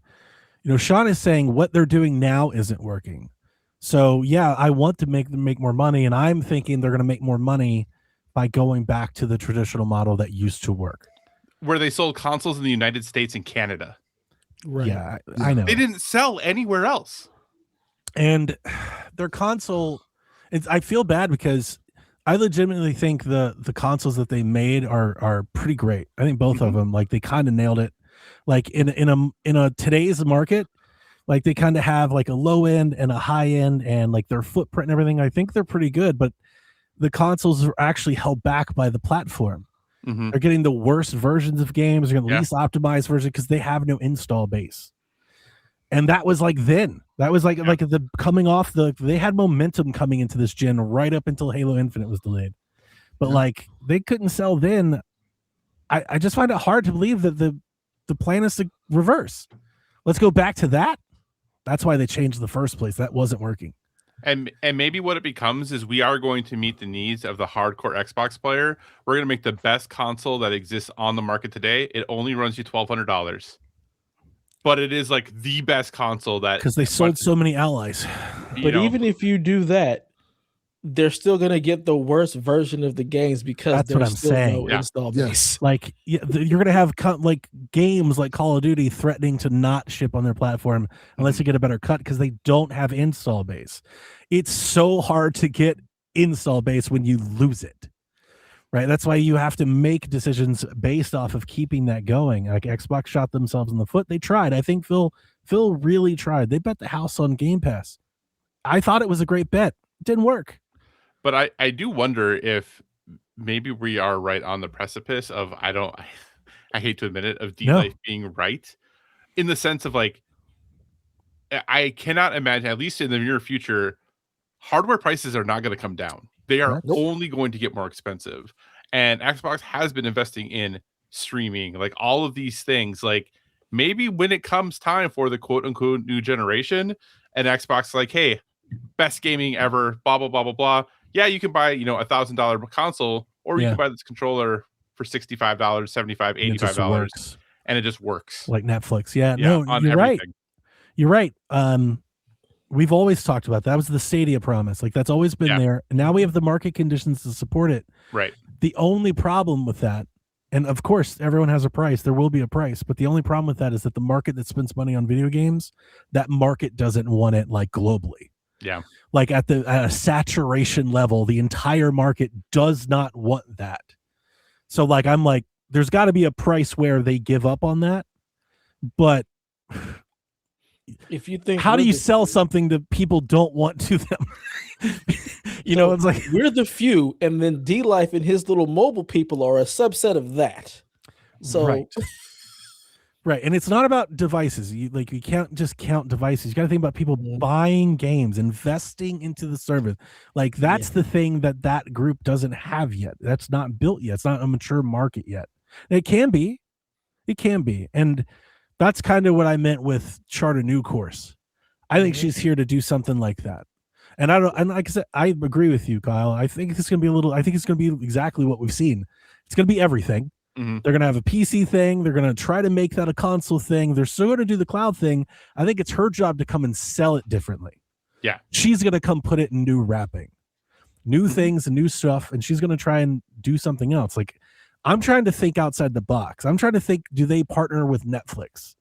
I'm trying to like, how do you find yourself into new places you weren't before? I'm definitely not thinking we're going to make a 360 with exclusive. That's so like, I'm on the opposite side of the prism. I'm trying to think like, I think we're going to get an ad tier. I think we're going to get a free tier. I think they're going to try to maybe partner with other service, maybe license out and sell to other services. I'm trying to think, how do you do that? Because that seems to be her background. She builds install bases. Every Samsung television you buy comes with a controller and 1 year of Game Pass, like, and everything just on the. What if they make a console centered around streaming?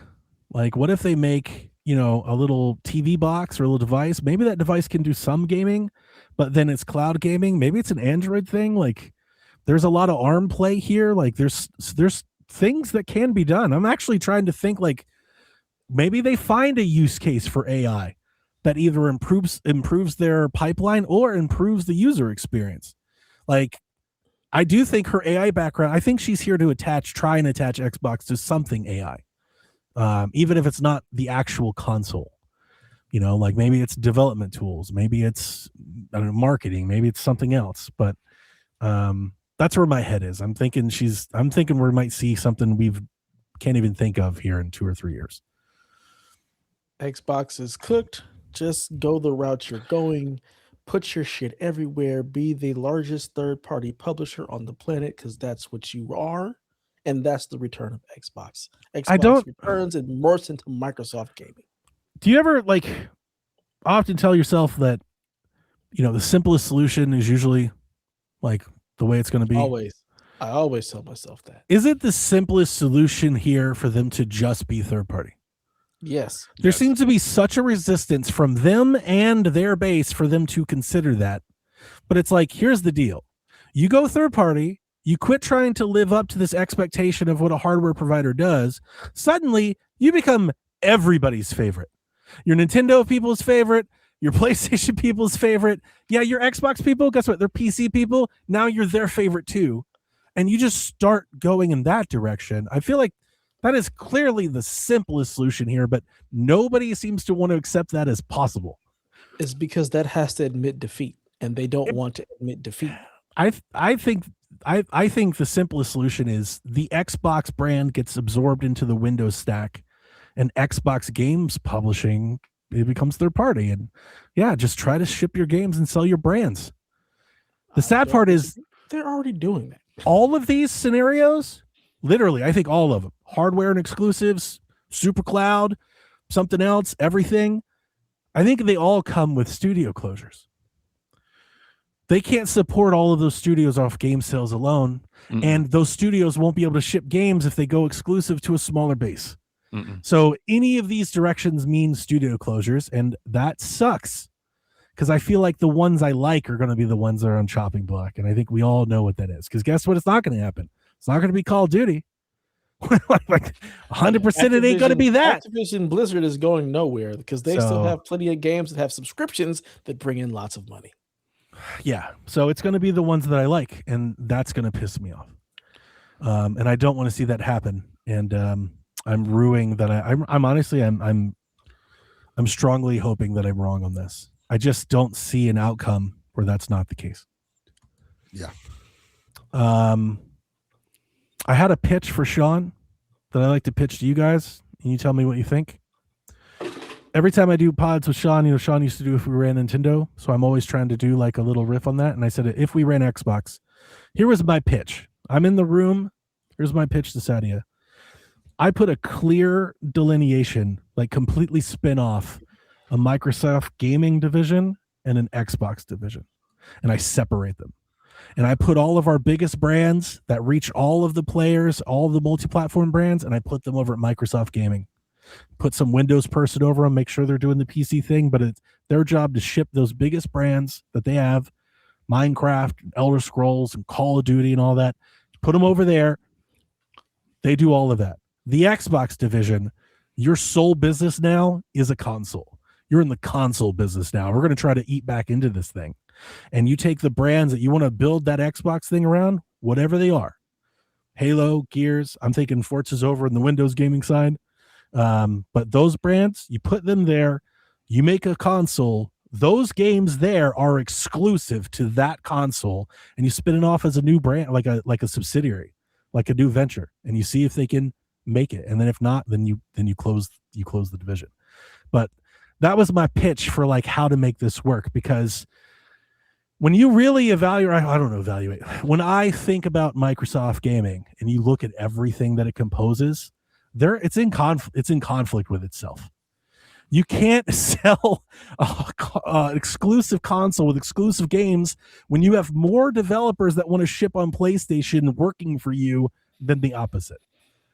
You know, like their biggest games, their biggest products, the majority of their work staff are multi-platform legacy products.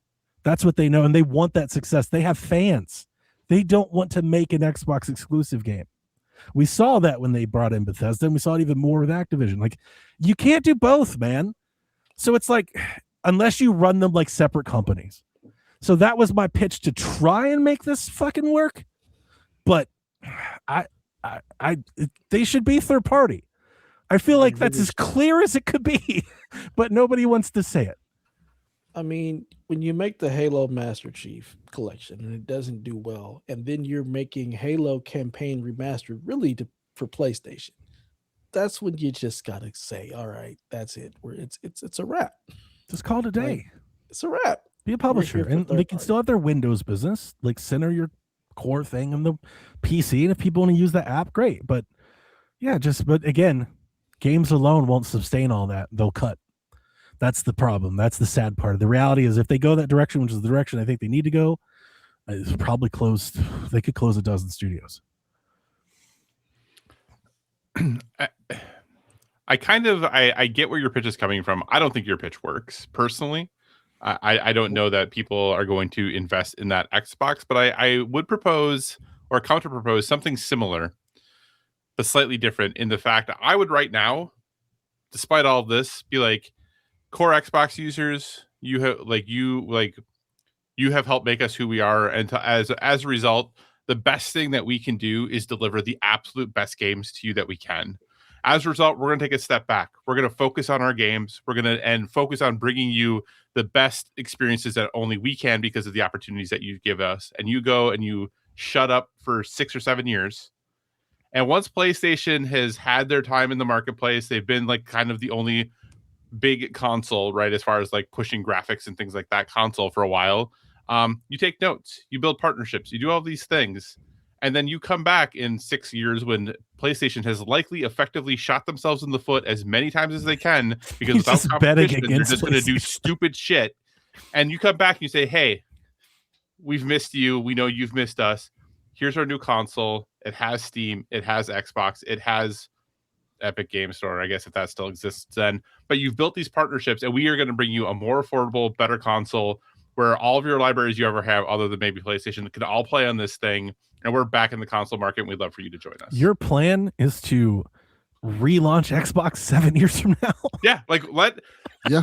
And the reason I say that, which I know is ridiculous. What are they doing in between now and then?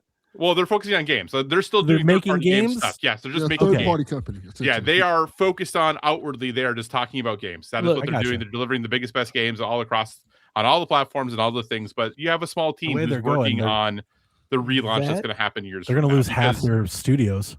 It doesn't matter. That's probably the best thing they can do, because you know what? You know what America loves? A fucking comeback story. And that will get butts. That'll get people to pay attention. Oh shit, I forgot about Xbox. They're coming back. What do we do every time we see like the retro consoles? Like, oh, I forgot about that. That's coming back. Yeah. And maybe prices stabilize a bit. Maybe hardware costs are not like what they are like looking to be for the next couple of years, right? Maybe it gives them time for that stuff to balance out a little bit. Figure out, like I see them partnering the way they partner Xbox into PC now. Mm-hmm. Like that's just Windows like absorbing like that platform. So like I've always contended that I just view that as them leaving the console market. So I think they can do a little bit of both. Mm-hmm. And Sean was bringing up a lot. Like it doesn't have to be any or all of these things. It could just be a couple. Like I just feel like if like I've seen people say like maybe they'll just make certain games exclusive. Like, I mean, then you're not gonna drive any. You're not gonna get anything back that way. Nope. Yeah. So I don't know. Well, it all remains to be seen. Somehow Matt Booty still has a job, which is not just a job. He got promoted. He's now over all of their studios, not just the Xbox ones, all of them. Mm-hmm. Is he just a yes man? Like, I don't want to dismiss him. He's been there a long time. But he's been promoted twice, I think, in the last 7 years. And his job was to be in charge of Xbox's game studios. So look at the performance of Xbox's game studios. I think, listen, you 100% can lay the Xbox Series fate at the feet of 343 and Halo Infinite. Like how like it was on the box and it wasn't ready. You know, like I don't know anyone that has that sort of batting average and just gets promoted twice. You know, like that's wild. But yeah, he's there. So that's that white privilege, baby. Sometimes Darabond is out. Sometimes Yeah. it's good to be a white man, baby. You look at the room like, look, I'm safe. I want them to bounce back. I want them to give me something to buy. I want to love Xbox. I love Xbox. But you just love them on PlayStation. That's all. I was reveling in it this weekend. Yeah. I was reading because you two were here. I don't know if you listened to this, Kyle, but you two saw it. That damn day 4 years ago when they got on that damn couch and they were like, it's just 4 games. And I was losing my fucking mind.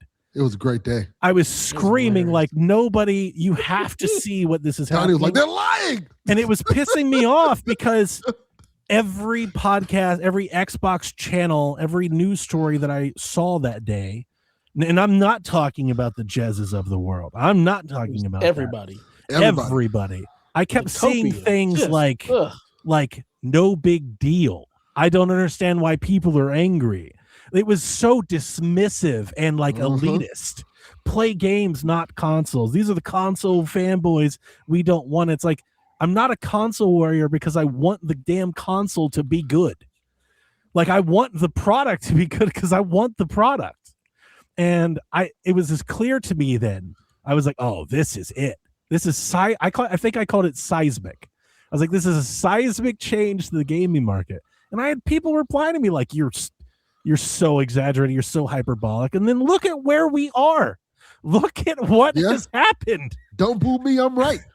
It's because people don't want to believe what's right there in front of them. Like the copium. Like I never understood it. And I don't like, again, I think more than anything, it's the half in and half out.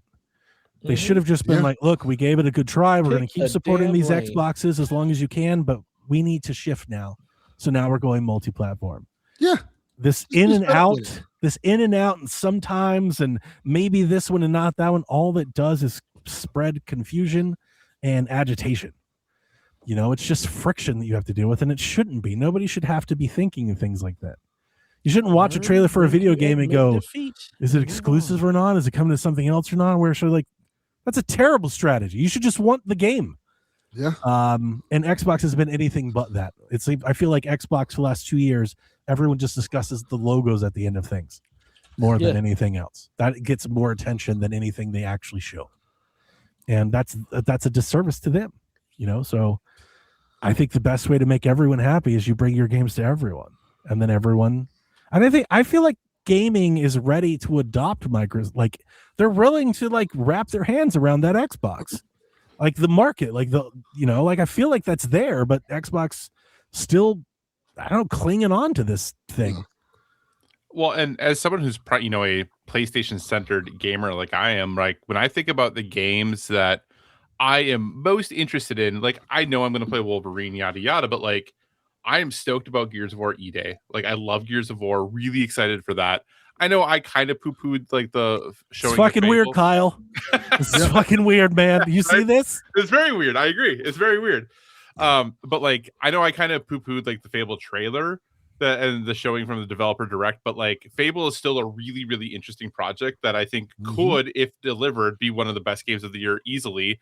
Nothing has looked cooler in a long time than like Clockwork Revolution. Like that game looks absolutely really incredible. Good. And with the support and time they're taking, State of Decay 3 might be amazing, right? I don't think that studio makes it. Yeah, I don't know that it does either. I've been saying it for a minute. I'm like, I'm waiting for that memo at any moment. State of Decay, the original State of Decay, was still one of the coolest gaming moments, like playing that on Xbox Live Arcade. Like it was such an unexpected, like cool thing that I still want them to like fully be able to deliver on the concept that they have. And they just have these really cool irons in the fire that hopefully, because they've had really cool irons in the fire before, South of Midnight example, but like hopefully these deliver. Like the potential is so high. And I think that's where like the embracing is coming from all sorts of gamers of like, yeah, They have cool People are stuff. happy to buy them. Yeah. And like it's like you're meeting them at their level and they're willing to accept. So lean in that direction. You say you center your business around the player. It's like, And meet Do them you? wherever they are. yeah. Yeah. Then like it's right there. Just do that. And don't talk about Xbox like it's a console. Be like, we have an Xbox PC for PC gamers. And then it's like everyone's happy. And except for the olds of us that remember what used to be. But it's been not that for so long. Like Yeah. that's the thing with me is I stopped clinging to that. Like then I realized I'm not in this bubble voice thing that's going on with Xbox. I'm not down with this, so I'm done. And I just had to let go. And it's like I'm really I'm kind of stoked for a third party Xbox. I've been saying that the whole time. It sounds pretty cool. I would love a little ARM box, a little Apple TV, a little Xbox TV. Where I get the cloud, maybe they let me run some indie games and threes. I would absolutely buy that. You do that for $100-$200, give it to me. I'll put it on a TV in the house. That sounds fun. Does it? I think so. Don't they I already think have so. that with like the Amazon Fire thing? Yeah, but I don't want the That Fire thing. No, I need it. It needs to be Xbox. Donnie wanted to say Xbox. It needs to say Xbox. When I Then click you it just on, skid it it should. and call it a day and find a thing and you can. When I change turn the on, startup it logo. should just look like an Xbox. That would be cool. We can mod it like that. You just change the INI file. I'll you're good tell to go. Dale Jr. to hook on that. Hook it up. Yeah, I He mean, got I feel like right now they could do a lot more good and open up their studios to make a lot more money and have more success if they just look to partner with things and integrate versus trying to break through. I think again, the mountain is so high to break in. It's like that feels like suicide. Xbox is the 40-year-old guy talking about he trying to get in the NBA. Negro, your time has passed. That jumper is not getting you in the leagues, man. That's spot on. That's spot on analysis. Oh, man. I wish her the best, but man, I don't know. I did not Sitting take here with popcorn, just watching the demise. I did not take this news half as positive as I saw a lot of Xbox fans take it. What's positive about it? There's a lot of people that are like, "We are back," and I'm like, these are the same people that thought it was just 4 games and it was no big deal. They are delusional. It's starting to feel that way. It's starting to feel that way. It's like, dude, she comes from the AI division. They are delusional. They are. What? See, at least PlayStation gamers know the company don't give a shit about. We it. know Xbox. PlayStation is full of shit. Y'all got to get it together. We've accepted it. Like, every time they tell us they care about it, we're like, you lying. I told Sean I would I'd make a PlayStation 5 Xbox controller and matching plates. I would so fat. Like, let me run idea. Xbox. I will bring Xbox from the grave. I'll have everything looking like an Xbox for too long. Like, Xbox doesn't deserve you. You're too good for Xbox. I know. That's how I feel. You're way too good for Xbox. It drives me mad. But I hope Fable's great. I got a PlayStation. Xbox doesn't deserve your love. I got a PlayStation 5, like when Delvin. It's like when you see the bad bitch with the ugly dude, you're like, well, how the fuck you get her? Right. In this case, Donnie, you're the bad bitch.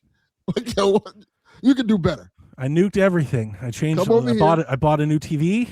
I've done everything to You bought a new TV? I did. That is some dedication. See? That's why I say Donnie's a bad it wasn't bitch. a good. Hang on. It's not an amazing TV. Doesn't matter. I saw the logo at the bottom. TV. I thought that was the sound bar. I was like, "There's no way he bought this off-brand whatever to play." It's a Vizio. You got it. It's a Vizio. It's a 50-inch Vizio. It was on sale for $179. I had $65 in rewards points on my Walmart credit card, so I got it for $100. Yeah. It does. It's LCD. It's not OLED. Suck it. But it does. It's not even LED. It's LCD. It might be LED. I don't know. I didn't. But it does 120 and it does VRR. But because it's 50-inch and not 65-inch, now I have room on my stand for the monolithic profile that is a PlayStation 5.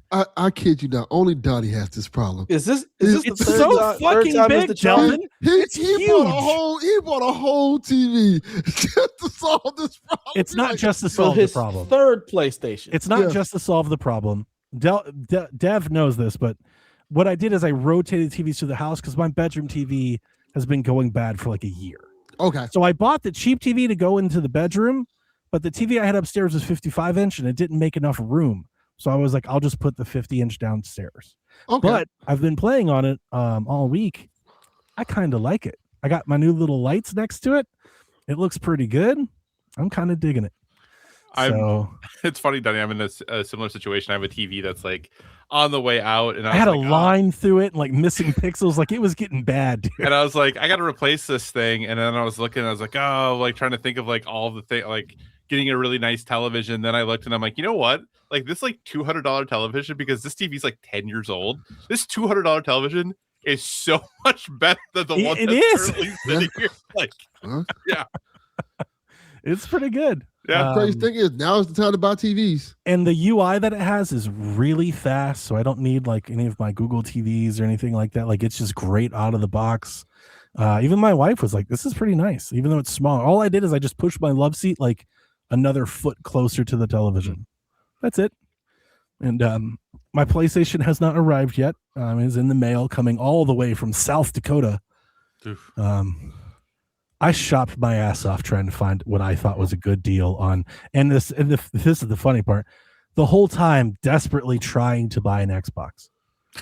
Like I wanted to buy an Xbox because it would fit in the damn cubby, and I was like, if I could just find got one. you in a goddamn chokehold. I couldn't. Exactly. You're still trying to hang out with this ugly chick, this ugly dude. Like I don't know why. Leave the ugly dude alone. Do better. You got to switch to as your side chick. You're doing good. Switch looks great on this thing. Yeah. I tried to buy an Xbox and I couldn't find what I thought was a good looking console for less than $400. Like a used Xbox. Most of them are going for over $500. A used Xbox. Like, are you kidding me? Who's paying that? I was like, I'm not doing. Like, it's almost like the PlayStation is the default. Like the economy just steers you into it. Like it's just like, well, this is because PlayStation 5s, you get them for close to 300, 350 very easily.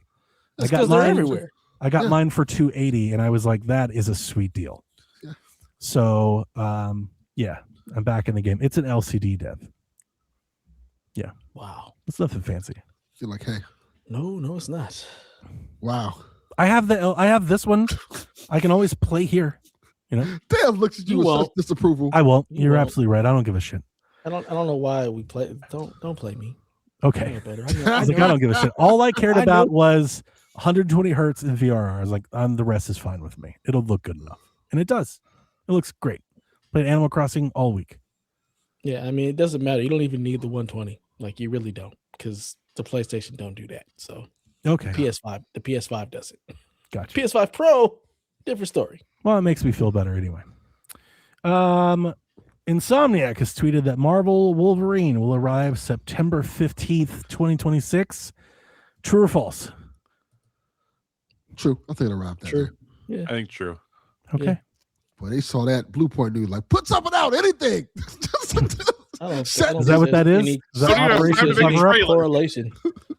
I really don't think there's any correlation between them. Dev is the Jez. No, we have the Jez. We do. It doesn't make any sense. Yeah. Like again, they didn't even do a PlayStation blog post. It's just like, all right. Apparently, they did the same thing for Ghost of Yote. It was just, here's the date. There was no trailer or anything that went with it either. Again, PlayStation does not care about us. You can talk all you want. We don't care. They don't care about us. They don't love us. No. You all super excited? I am. I like Wolverine. Yeah. He's an X-Men. It's been on my list. I'm not any more or less excited. Okay. I'm still the same. I'm more excited about the other thing they announced, but yeah, I'm excited for Wolverine. I think for better or for worse, and I assume it's going to be quote unquote different than Spider-Man, but like I kind of feel like we know what we're getting from an Insomniac superhero game. Maybe it'll be really different, but as a result, I'm like, yeah, I'm going to play it, but I'm not really. It's not like super anticipated because I feel like I know what it is. I feel like we know what we're getting like from Assassin's Wolverine Creed. game. Yeah. I mean, a little bit better than that, but yeah. Okay. I feel like it's be more Ratchet like open area, but not open world. Right. Because what the hell sense does an open world Wolverine game make? Can I walk across the country and stab people? Dude's just running down the street. It doesn't make any sense. I like it. The Marvel Maximum Collection was Now announced we're talking, today, baby. featuring a collection of NES, Super Nintendo, and arcade games. These are based on the limited run games Carbon Engine. They'll feature online multiplayer, save states, rewind, cheat. There's a museum, probably a soundtrack. Now, here's what I'm confused on. I saw you guys shared it earlier. I watched the video. The video showed I want to say 6 or 7 games. But then when I read the article, I think on Eurogamer, they said there's 13 games in the collection. Correct. So that we just don't know what the other ones are, because I didn't see a list of all 13 anywhere. That is correct. We don't know Okay. what the rules are yet. So they're just going I to didn't keep see- announcing game by game.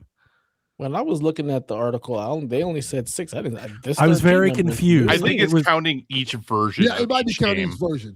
Okay. All right. I was very confused, but also wasn't trying that hard because, But it's But some great games here. Some of my favorite games to play. I know the It's Spider-Man It's game like 3 good and games. Stop and it. the No, and it's the four. arcade game. I don't know the other ones. And there's Arcade's Revenge, which is awful. That's my point. There's 3 good games on here. X-Men arcade game, Captain American Mhm. Adventures. Both of those are good. No, it's X-Men not. Captain American Adventures is good. It's a solid No, game. it's not. The arcade version is. The Genesis version is trash. The arcade version is good. Spider-Man and Venom Maximum Carnage is good. Separation Anxiety is very good. Both of those games are very good. I feel like you've They're named good. 8 games. Like Because there's just so how many did you words name in the more title. games that come on that are in it? So there was no price and there was no date. It's probably $40. $50. Oh, No I'm not way. doing that. That's way too expensive for that. But yeah, the X-Men For game me, is good. Which I need to put Spider-Man on is everything good. now. Because everyone hates Pokemon's $20. Arcade Revenge is horrible. But everyone hates the Fallout 4 So is $60. But everyone wants to give GTA $100. No, we don't. Like Who's me? I don't give a damn. Nobody wants to give anybody The $100 internet. for GTA. every time someone writes one of those articles, it's full of comments like, yeah, they deserve it. Well, just because you deserve it, don't mean Those you are get it. bots. Those are I've- bots. Okay. I told Shaq in Discord, like I am now to the point that the games are worth whatever somebody's willing to pay for them. And I am Sucker. unwilling to buy that Marvel collection for that price. There's a sucker born every day, and I am not one. Mhm. Yeah, I won't be So- spending $100 for no GTA and Yeah. kiss my ass. Yeah, absolutely not. And then the last news story that I put in here is that Marathon and Hunter's Gathering betas run this weekend. Are you guys Absolutely going to be No, gathering you some hunters? not. Kyle. guys. The ass. Yeah, Kyle, are you Kyle, playing? no, There's no you absolutely guys. not. Yeah, Kyle, Um, you got to be playing it, right? I mean, I did opt in to be invited to the beta, so we'll see if I get in out. To which um, one? to Hunter's Gathering, because I think the other one for Marathon is just a server slam, so I think anyone can do it. Mhm. I just Oh, told them nice. not message me. I opted myself out. I called them like, hey, don't call me. What I'm wondering, I shouldn't even say, who's surprised? Remember how we said PlayStation is idiots? You were doing your server slam for Marathon, which is 5 days before this game comes out. Oh, but also we're gonna do a It's beta for this overshadowed other. with Horizon. What are we doing? Why are these Yeah. running the same weekend? Because they don't care. They think I they're just- know. they think they're clearly different bases. They're just. I yeah, think anyway. they are. I also think they are. I think they're very different bases. I I want hunter gatherers to be good. I do don't. I too. want it to go away. Well, Yeah, That I game understand This will why- probably terrible. happen very shortly after it The releases. I MMO understand- game looks great. I All right, understand the why mobile people game looks don't like awesome. it. This trash. I thought it looked good. I don't think it's a game for me. I'm very like Marathon on Hunter's Gathering. Like I don't think it's for me, but what they showed, I was like, that might be good. Like that might be fun. I could see people doing that. I could see that being a thing. That should be the mobile game, not the other one. They need to flip. They flip flop. All right, because that Hunter's Gathering. Ugh. I'm okay. Maybe I need to relook at it. I don't No, I- need No, think- you probably will still feel the same way. I think the challenge is that Hunter's Gathering, Hunters, whatever the heck it's called. To me, it's like, hey, we want kids to play Horizon, Mm-hmm. Yeah. right? No, Like That's a good idea though. yeah, I course agree. it I is. think if you're going to do What do you that mean? game, No, and you're it's trying not to- like that's smart. They had that. It's Lego They Horizon. had that. Yeah, they had the Lego game. right, I which tried is that not already. monetized. You cannot monetize that over multiple seasons with Well, they should have did microtransactions that. and all these Too other late things. now.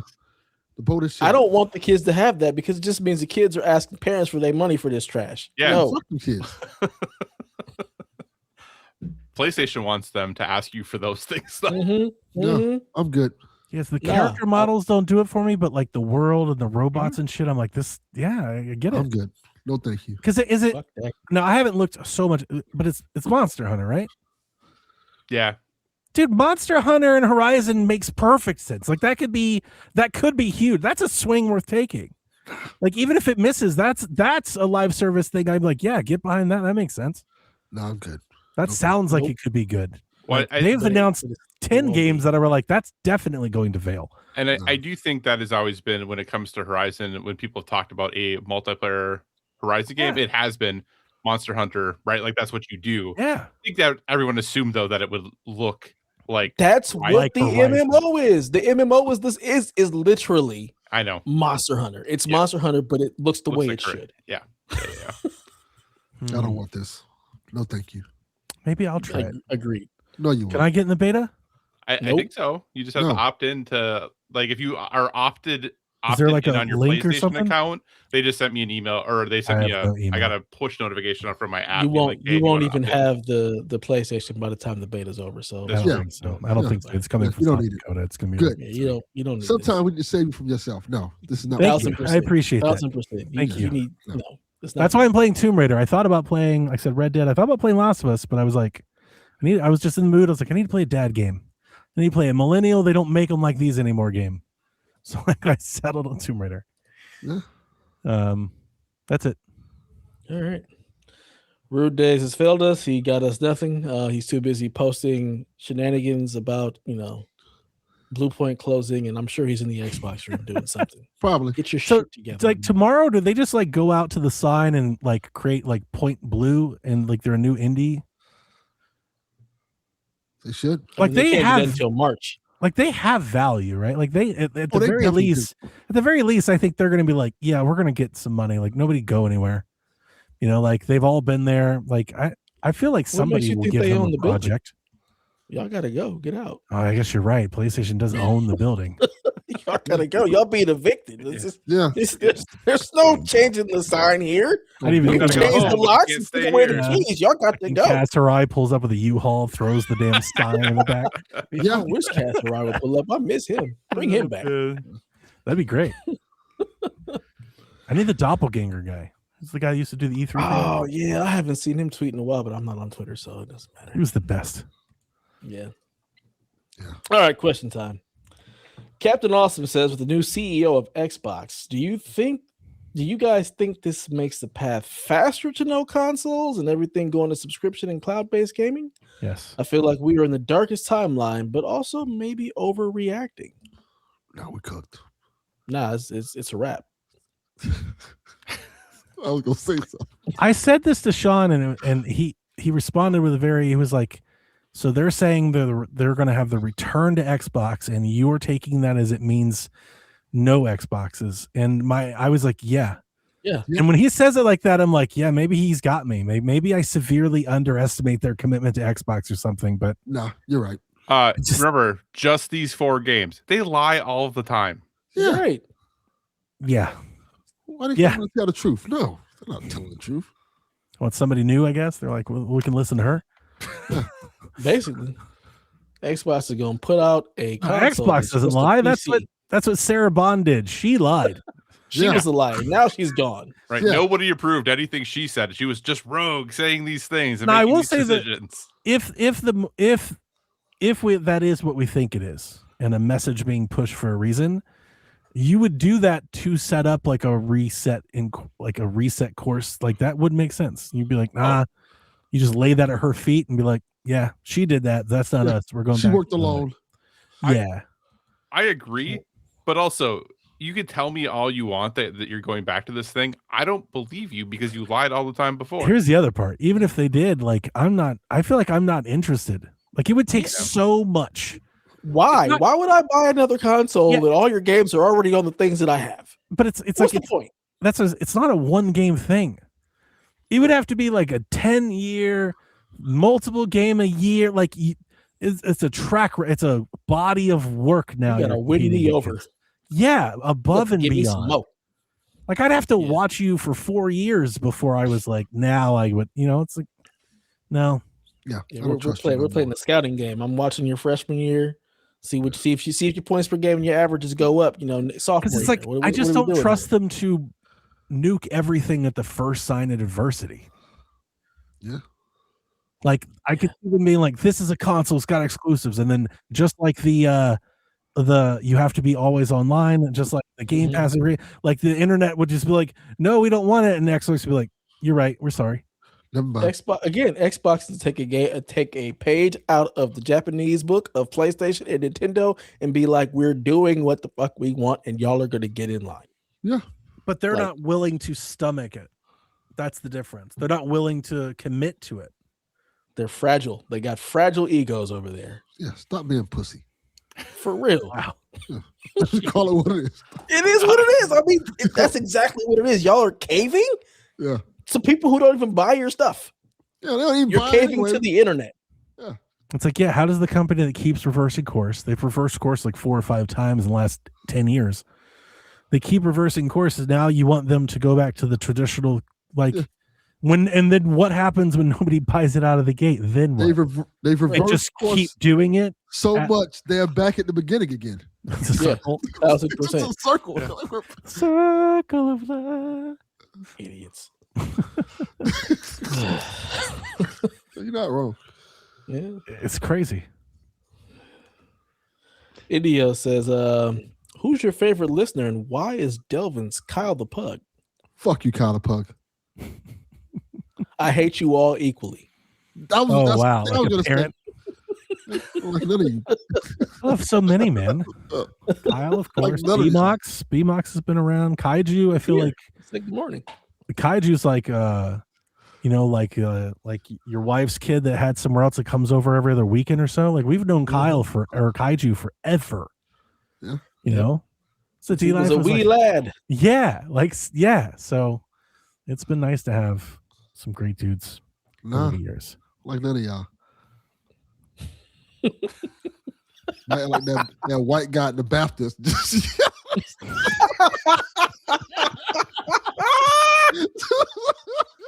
Wow. Gosh. Oh, Delvin. Who's your favorite listener, Kyle? That's a great question. Kyle can be his own favorite listener because he ain't on the shows much. Yeah, It's you better- true. I You mean, better choose wisely. if I was gonna pick one, I mean, I was gonna say I would have to go with Kaiju, just because. I mean, I feel like Kaiju's been around longer than I have. Like, it's, Good point. From the start, man. Yeah, yeah. it's a good dude.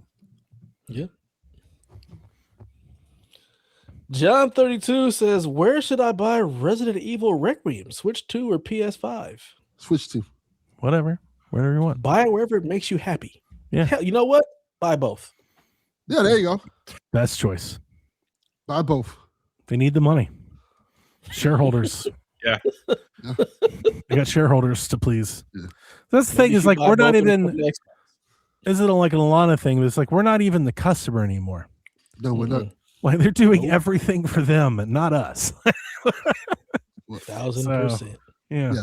Buy it on both platforms because if you don't, they're gonna fire Sarah Bond again. Then we're not gonna have Resident Evil anymore. Like, she Bring her caused back just Resident- to let her go again. Like, Damn. she caused Resident Evil to fail. Like, I don't even work for y'all. Jazz has got an article.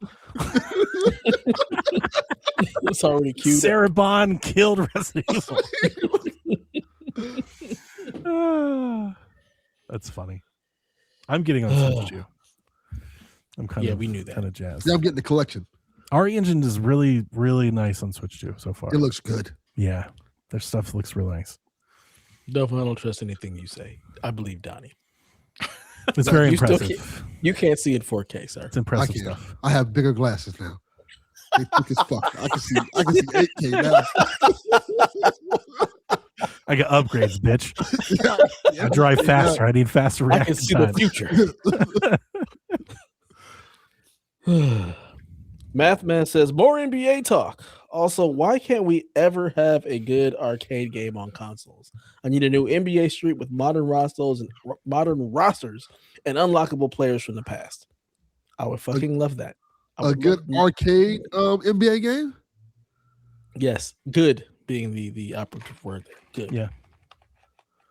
I would NBA love a Jam. new NBA Street. We Remember don't we have used it's to- not it's not available.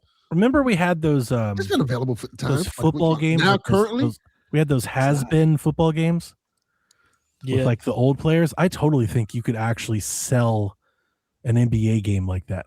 Don't even do the modern players, just do the retired players. Yeah. If you could do that, I think that would sell. Can you get the license to do that though? Yeah, you'd have to. Yeah, no, it would still have to be NBA license, but like you could like split it to not compete so much with 2K because it doesn't have like LeBron and Steph. It's like just retired players. yeah, you're talking about problem like, Like a is- Legends, like an NBA Legends. Legends game. of football, like what 2K did back in the day. Yeah. Where That they could be just good. when they lost the NFL license, they made it Legends of Football game, which was the same 2K engine, but it was just with retired players. Mhm. That was a good game, The- by the way. The problem is that they end up doing dumb stuff like NBA The Run and making it an online only experience Yeah. instead of what we actually That want. sounds horrible. Again, Yeah, they're making games for the kids, not us. mhm, Fuck them kids. mhm. Jack Fuck reminds them me of kids this for often. We start talking about the games and stuff, and I'm like, yeah, you should try this, you should try that. He's like, there's such a disinterest. Like he looks at it such like dad's games. Nobody plays that. You know, it's got to be like how my dad thought of. Well, I can't say about me about his. See, I music. would cut his internet off. Like you know what? You're done. You don't get to play shit. You know what? You're right. Just cut it off. No You problem. don't deserve the better things in life. But we have Mhm. generational like art and movies and music. Would totally make sense that we'd have generational games. I know games haven't been as popular for that long, so maybe that's just becoming more and more of a thing. I mean, it's not my fault. Their generation of games sucks. Yeah, My son knows better. He plays NES and Genesis like more than anything. I am always amazed that this man is playing these old ass games. I'm like, why are you playing these? because they're They're Because good. he's a real one. All right, Yeah. enjoy. proud of that kid. Wait till he finds Yeah. Hunter's Gathering. That's I right. really- He'll I really never hate find the. that. I really hate the name though. It's terrible. The name is really bad. It is. Yeah, Yeah. I agree. Like why doesn't it say like more Horizon dot something? Horizon : Squad. Hunter's or Gathering. Horizon Hunters would Yeah. literally be a better name. It would be. They did- And it would they tell did you not what they're stop going this. for. Like I feel like a video game name generator could do better than this. Like this is bad. It is Um, terrible. Yeah, That you and could have the used Copilot for something better. character model, like you'd think Copilot would do a better job. Ooh, Think hang so. on. Let's do that. And while you're looking that up, I'm gonna watch the Pokemon Direct at 6 a.m. with my son. Let's it's go, like- baby. Hell yeah. You coming on with us, Shaq? Hell no. We're recording. Come on. No, We may no, be we are recording gonna Friday. sit down and have breakfast and watch the show before we have to before I take him to school and go to work. And then you come So- on Shaq and we can talk about it. Hell, where would I do that from? I'm be at work. You can do it at work. It's And I fine. have nothing to I don't want to talk about Pokemon. I'm good. I'm doing this That's even just better. as a thing for my son. I was like, oh, there's a Pokemon Direct at 6 a.m. We're gonna be up. Now you get can your come on stuff Shaq and together. talk about it for We'll your other have son. breakfast and watch. I like it. You I get- asked we get Cheetos and stuff and it'll be good. Make a day out of it. Cheetos. I asked Gemini to give me better name alternatives than Hunter's Gathering, the video game. You ready? Yes. Mhm. Okay. You It guys is give me the thumbs up or thumbs down. Okay. Apex Dawn. Fucking nailed it. AI's the future. Let's go, baby. Leave it to AI to create the most AI sounding video game Yeah. name of all time. Let's go, baby. The First Trail. Horizon, the first trail. Well, not bad. No. No. Not bad. Ain't good, but it's not bad. Don't Wilderment. work. There we go. Or What? Wilderment. Wild. It was or- Wilderment. It's Wilderment. getting progressively worse. So maybe they did put this in an AI generator, and that's how we Yeah. got this trash. Bone and Berries. Let's go, baby. Are you in? Delvin's poor name. I think I'm in on this. Yeah, we got berries in the name. Let's go. Yeah. Pursuit of the Wild. What does that even mean? Horizon Pursuit of the Wild. It literally that sounds like a says spinoff. suggesting an ongoing mission or journey ahead. Okay. Blood and bark. No. Stalkers Harvest. Let's go, baby. I mean, there are stalkers in There the are video, stalkers in the game, yeah. That kind of works, but no. Horizon Outlands. Not bad. I mean, that's no worse than Horizon Burning Shores. That's it. I think we should combine them and just have Horizon Bark and Berries. Yeah. And then they can make it a farming sim. This is Horizon the farming game. sim spinoff, right? Yeah. Yeah, Pokemon. Rebecca was getting us hyped for Pokemon. I wasn't even all that hyped, and she's like telling us that the new game has $20 million more than the last game did, and it looked amazing 3 years ago. And showing us pictures. I'm like, oh shit, maybe they are about to cook. Yeah. I just have the lowest of expectations for them now. I'm like, I don't know, we'll see. I'm hoping we get Pokemon Quest 2. That's what I'm excited for. I'm like, yeah, let's get Pokemon Quest back. Ugh, my son loves that damn game. The game was great. Ugh, I can't stand any of it personally, but he's excited. So we're gonna watch the direct over breakfast, and then he'll have, I think, leaf green when he gets home. Nice. It's great. But Dev, how dare you give them $20? I don't have a problem with that. Nobody's. They've never gotten any money from me before for Pokemon, so I don't care. It's just $20 for my it's a big my son topic to be happy. around Nintendo Spaces this week is how egregious. Terrible topic. I mean, again, much like PlayStation, they do not care about you. They just are going to keep selling things to you. Look here, bro. I got They're $20. here to make money. It's $20. Tell us you're broke without telling us you're broke. Exactly. No, any If bottles you're broke, of just say I was- so. I was discussing- for $20. I was discussing a podcast last night on the Discord that I swear to you, I'm paraphrasing, but somewhat close to the quote, was basically like, somebody has to step in and do something because this is egregious. Like, they can't keep getting away with this. Like basically was like, somebody needs to enforce this. And I was just like, I think I laughed like aloud. Like when I heard, I was like, what the fuck are you talking about? You should. You could just not buy it. Don't buy it. They were like, we need protection. We need consumer protection from this. Like, it was so How? egregious. This is the one that you make your stand on? Yeah.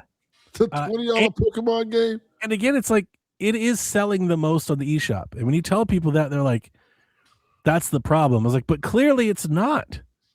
I understand that you don't value it. And it's a ROM and it plays on your phone. It doesn't matter if people are buying it. That's it. Stop being a broke. People are buying it. So it doesn't matter. You It's cheap, ridiculous. broke bastards. But that's the other thing is I've been feeling this for a while now. I think it's pretty adequate for the whole industry. It's like everyone hates that the industry is chasing growth at all costs. But at the same time, like a lot of gamers seemingly don't want to buy anything. Right. Like they only want to buy the game they love, and then everything else isn't worth the price. The Switch wasn't worth the price. 80 wasn't worth the price. Pokemon's not worth the price. Fallout's like it's an ongoing thing, and you can't have both. Yeah. Y'all You are know? poor. Just say look- it. Just say you're broke. I ain't gonna say Games much. cost money. They always have. Suck it up. And that is, I you see all the things that are happening in like the shift in the games that are being made, and this is because the new market just doesn't buy games like we did. Yeah. You know, Bastards. $70, $80 a game. Like, they're not into that. They're It's into y'all that fault. that pass, that sub, that free, that costume, that skin. Like, they don't. It's a whole different. If you'd stop Oh. buying Fortnite skins like dumbasses, you'd have more money for games. Now you Yeah. sound like the avocado toast dad. You'd stop I don't even know stop who that drinking is. Starbucks. You'd have a house by now. That's What the right. fuck is the avocado toast? I mean, look, some of these skins, White people $20 shit, for a Dylan. skin. oh, that's why I don't know. You said enough. It's really like California shit more than anything. I'm in else. California. I ain't never heard that before in my life.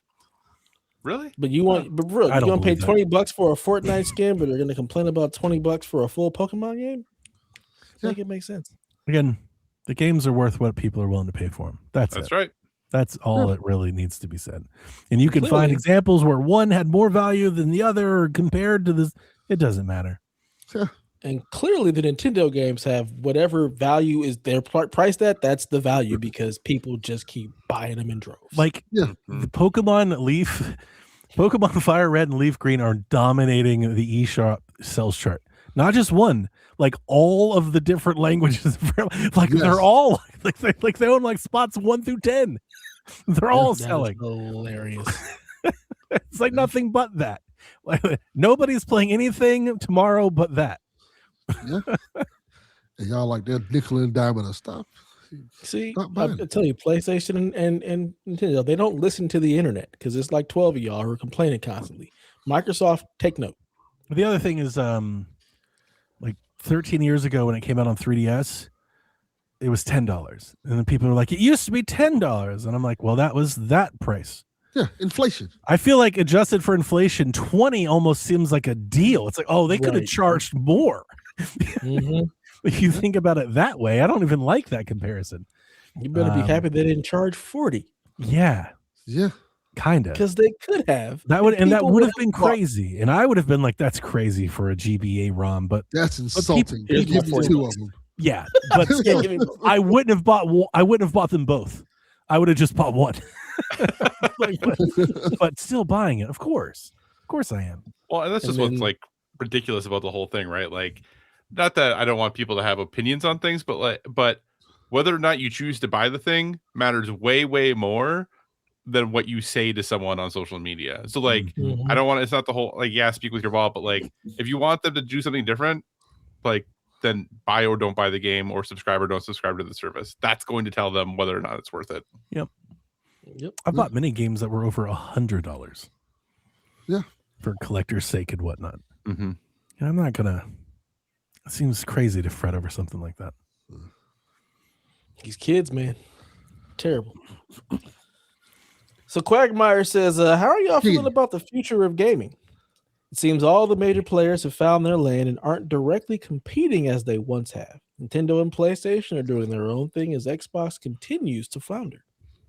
Valve continues to dominate the PC market. as Sorry to interrupt. publishers Is that Xbox's lane? He was like, everyone found their lane. This is their 2 lanes. This is the Xbox lane. Is the Xbox lane Mediocrity. flounder? Is that the lane? Xbox lane That's is the role filled. they serve the community is to flounder. Yes. Correct. That is Yes. correct. Yeah. Apparently, Valve continues to dominate the PC market as publishers look to create the next Fortnite, laying off developers and closing studios as they continue to fail to do so. I don't know that does Valve dominate the PC market? I mean, they're a storefront. They don't actually make games. They dominate PC storefronts. Yeah. But yeah, they're not as a content provider. Yeah, I wouldn't put them in the same area because it's not the same. But Close enough. Tomato, potato. Wow. how y'all feeling, y'all? I've talked a lot. can't- I'll let you guys go first. It ain't looking good. It ain't looking good out here, man. It's looking kind of sad. Like, I'm totally fine. you There's know, games coming that I want to play, and as long as there's about 4 games that come a year that I'm interested in, I don't give a shit what happens personally. But what happens when it comes 3 games I'll probably Or won't have 2. enough time to even play those 3. or 1? Then it's time for me to leave. I'm not that invested anymore. It is not that serious. I think that I am sad about the industry, but I'm not sad about games. Because I do believe, and I've had this conversation with Josh, almost every year I'm like, is this the best year of gaming ever? And I think especially for the last few years, there are reasonable arguments for that. And I think this year, again, at the end of the year, if everything comes out as we anticipate it could, you probably can make an argument again that was this year the best year of gaming ever. We are the quality of games that are released currently is insane. They're so good, and there's something for literally everyone. Whatever kind of game you're into, there's a game for you and a good, really good version of that game available to you. That probably came out in the last couple of years, right? So I am very optimistic about the games on the horizon, but man, the industry, whew, brutal, absolutely brutal. And that's what sucks about it, because it's like, yeah, I'm going to buy the thing and play the thing because I want to do that. But yeah, I mean, I would never encourage someone to get into the industry right now. That's for sure.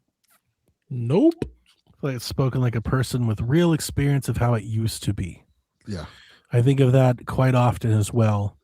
It has never been a better time to be a customer of this hobby. So I can't say that it's like doom and gloom. I don't think it is. Because like you said, there are more games to play than ever, right? Mhm. They're just by sheer volume, they're everywhere. We didn't always used to have that. We used to have some really limited libraries, man. And today we don't.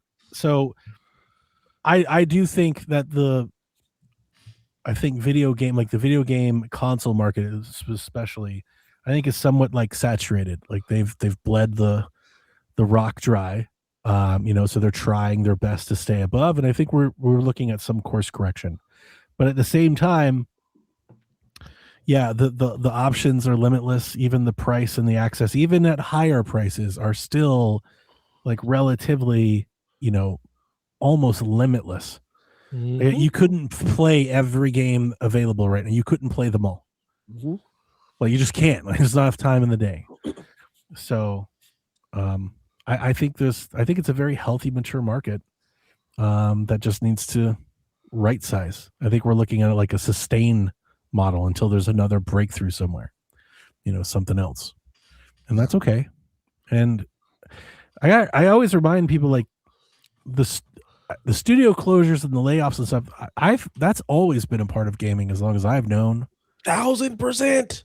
I feel like that's somewhat lost. I feel like in some ways it used to be worse, because it used to be like accepted in a way, because a studio would hire up for a project, work that project for a few years, release that project, and it was just assumed that everyone got laid off once the project shipped. They're like, and now we lay everybody off and we're off to the next project. We'll hire people again. I know The difference is we have access to all that information all the time now. Like, it's just whenever it happens, somebody posts a story for clicks and there it is. But yeah, it's always been this way. This is not new. Because gaming is making more, like, I think Xbox had a record year revenue last year. Like, Xbox. Mm-hmm. Best year ever at the state that Xbox is in, best state they've ever been in. So, like, it can't be doom and gloom. That's why I constantly kind of reflect on, I think it may feel like to some people, especially if they're maybe closer to our age, because I think there's a giant change happening in the landscape of what games are being just like pointed towards. And I think it is more platforms, which means less releases. And I think to us that feels like bad. But my son doesn't think any of this is bad. My son thinks all of this is great. Like, he loves having access to everything, everywhere, and all these free games. And he's like, he thinks paying $70 for a game is asinine. My son, like, that's stupid. That's crazy. Why would you ever do that? Like, he looks at me almost condescending, like I'm an idiot to have paid for these things. So it's because video games is their playground now. The shit that we did for free is it's like the same thing. Their whole landscape has shifted. So why would I pay to go outside for free? So I think for those of like us, and I don't think just from a customer level, you got to remember, I think the majority of people that are writing these articles and making these videos and making these, they're all kind of in that same age range too. I think there's some of that they don't like what gaming is becoming, but that doesn't mean that gaming is doomed. Nope. Right? It's just not for us like it used to be. It's not targeted that way like it used to be. They're not making the things like they used to. Everyone's starting to sound like old men. Like, it really is. Like, and I mean, not beyond that, like in the gaming space. Like, you can hear it. Back in my day, they're like, as we march towards everything being Roblox and Marvel rivals, like they say that like it's so condescendingly bad, and I agree, we don't want that, but the people that do are like, great. They're like, bye, Felicia. We don't need your $70 movie game. Look, That's as what long as Jack they calls keep them. putting out Wolverines and stuff, y'all can have your fucking Roblox. I just don't want to hear about it. Yeah, I think it just means less of those. I don't think it'll go away, but just won't make as many. That's fine. I don't have enough time to play them all anyway. Listen, I figured they could stop making games today, and I have enough games in this room to last me the rest of the time. So, like, I'm solid. You know, I've been replaying more stuff anyway. So, like, I'm good. Our Steam library alone, Right? will be good. Yes. for life. Like, I'm absolutely good. and I think Kyle, you're spot on. I'm super excited about this year. Yeah. I'm about to play Resident Evil. I'm about to get into Bacopia. I'm stoked for Monster Hunter Stories 3. People are talking about a fucking Mario game coming out. I now can play Kenna, hopefully Fable. I'm jazzed. Yeah, I think I'm definitely more excited about this year games than I was last year games. Same. For sure. Yeah, big same. Like I hope I get my Steam machine, but like outside of that, that's the only thing. Yeah, I might get a new 64. Like it's a good year. Got Virtual Boy. Okay, you had me until you said Virtual Boy. That's It's fun. I've been playing it. I'm sorry. You know what really makes this better? I don't know if you listen to Shaq. No, I think I would hate it if I didn't have this desk that moves up and down. Because I can put it on this desk and rise it up to my level. I can sit in the chair or I can stand. Yeah. Like that's wonderful. That's lovely. Without it, the Virtual Boy would be very, very uncomfortable to use. like I put it on my other desk and I was like, how the hell am I supposed to lean down into this thing? Yeah. And that's why it failed. That shit was awful. But I play golf. Of course, The you did. Virtual Boy that's all golf. that matters. I'm golfing. Oh shit! You guys didn't see Under Par Golf Architect got a release date. It's coming out in April 16th. Do you know what that is, Kyle? I don't think I do. That is a new golf game, basically in the style of Sid Meier's Sim Golf. Oh, okay. You're going to be able to make a golf course and then play on it and invite your friends and like share and like you get the upgrade and the RPG stuff. Yeah. You know, it's like, you know, Sim City, but golf course design. I love Sid Meier's Sim Golf, one of my favorite games of all time. This is the closest we've gotten to that. A lot have come for the throne, but they have all failed. This is very, very close. I've been in their betas and stuff. It's come to Switch 2 with mouse controls. Yeah. So that's going to be a great mouse game. I think you can all thank me for that because I've sent them 19 replies. Every time they tweet anything, I just send them a picture of mouse controls. I just keep every time mouse controls. So I'm excited for that one. John 32, I think you hate yourself because you like the Ninja Turtle games and the Wolverine game, which are both absolute trash. I actually still have a copy of Strider, so don't come in. Strider's dope. Strider is I remember Strider. Yeah, I remember Strider as well. That Wolverine game is terrible. It's awful. It's really bad. So bad. You lost me at NES games. It's like absolutely not. I'm not doing that. Nope. All right. I'm good. Last question of the night comes from TPR. He says, "What is your preferred beverage when you're chilling out?" Like my weed drinks. There you go. That's one. Cannabis cola. Come along. You belong. Delvin, Feel the feeling. where's my hookup? I'm supposed to have an inside guy. You've gotten me inside nothing. Dev scared me. What? I wanna go to prison. I bet this comes in the mail. I buy it in the mail. What are you talking about? I don't want to go to Because prison. they can legally do that, whoever is doing that. But No. Delvin cannot. He can. Delvin cannot. He can. He ain't got a business license to be doing that. They gonna wrap him, Not a round him up business so license. He's fast. sending a personal package, a product that's legally sold in these United States. They are gonna send his ass to jail so fast. These United States are scary. They're not going to send you to jail. I can't go to jail. Jail? They're sending you to jail? Donnie, this is your white privilege talking. Fucking up my life, Dad. This shit's expensive. I need a discount. You're fucking up my life. You better drive to him and pick it up. Oh my God. That's a You've good got to be idea. kidding me. No, Good it's idea. not a good idea, Great Delvin. idea, actually.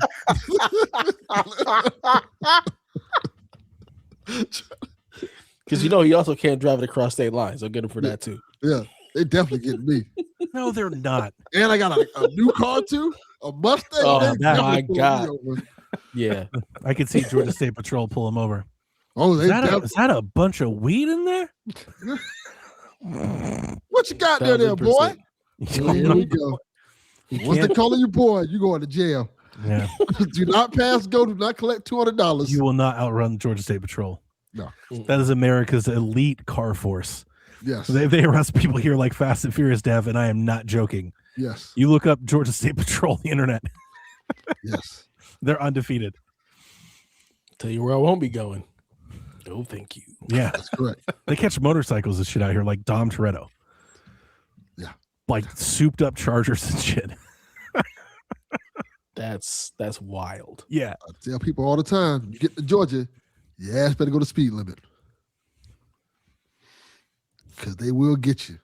1000%. 1000%, Donnie. I didn't know I couldn't do that. 1000%.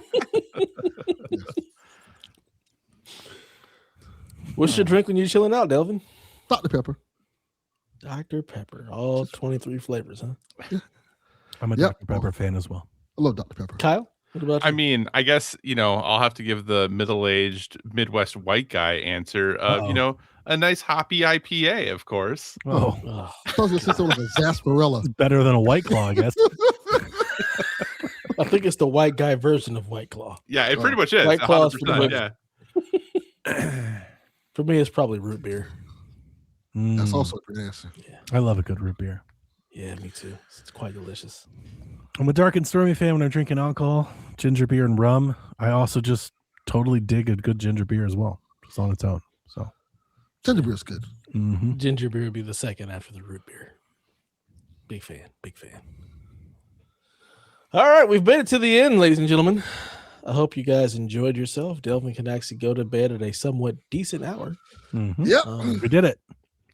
Thank you for joining us, Kyle, and bringing some levity to all of our nonsense and having, coherent thoughts, because me and Delvin sometimes just say dumb shit. So Happy to be here. Thanks for having me. I almost said something that's going to really get us jumped, but I Don't thought of behave yourself. And my friend Dev was like, go ahead and say it. You should have said it. Like, no, I should not have said it. Well, until next time, ladies and gentlemen, please play some video games. Nobody's sleeping in the middle of the bed. The middle of the bed is only where you do the business. But when everybody's ready to sleep, it's the side of the bed that can't be beat. It's the middle of the bed where lovers meet. But when it comes time to slumber, it's the edges. Ooh, ooh, ooh, the edges.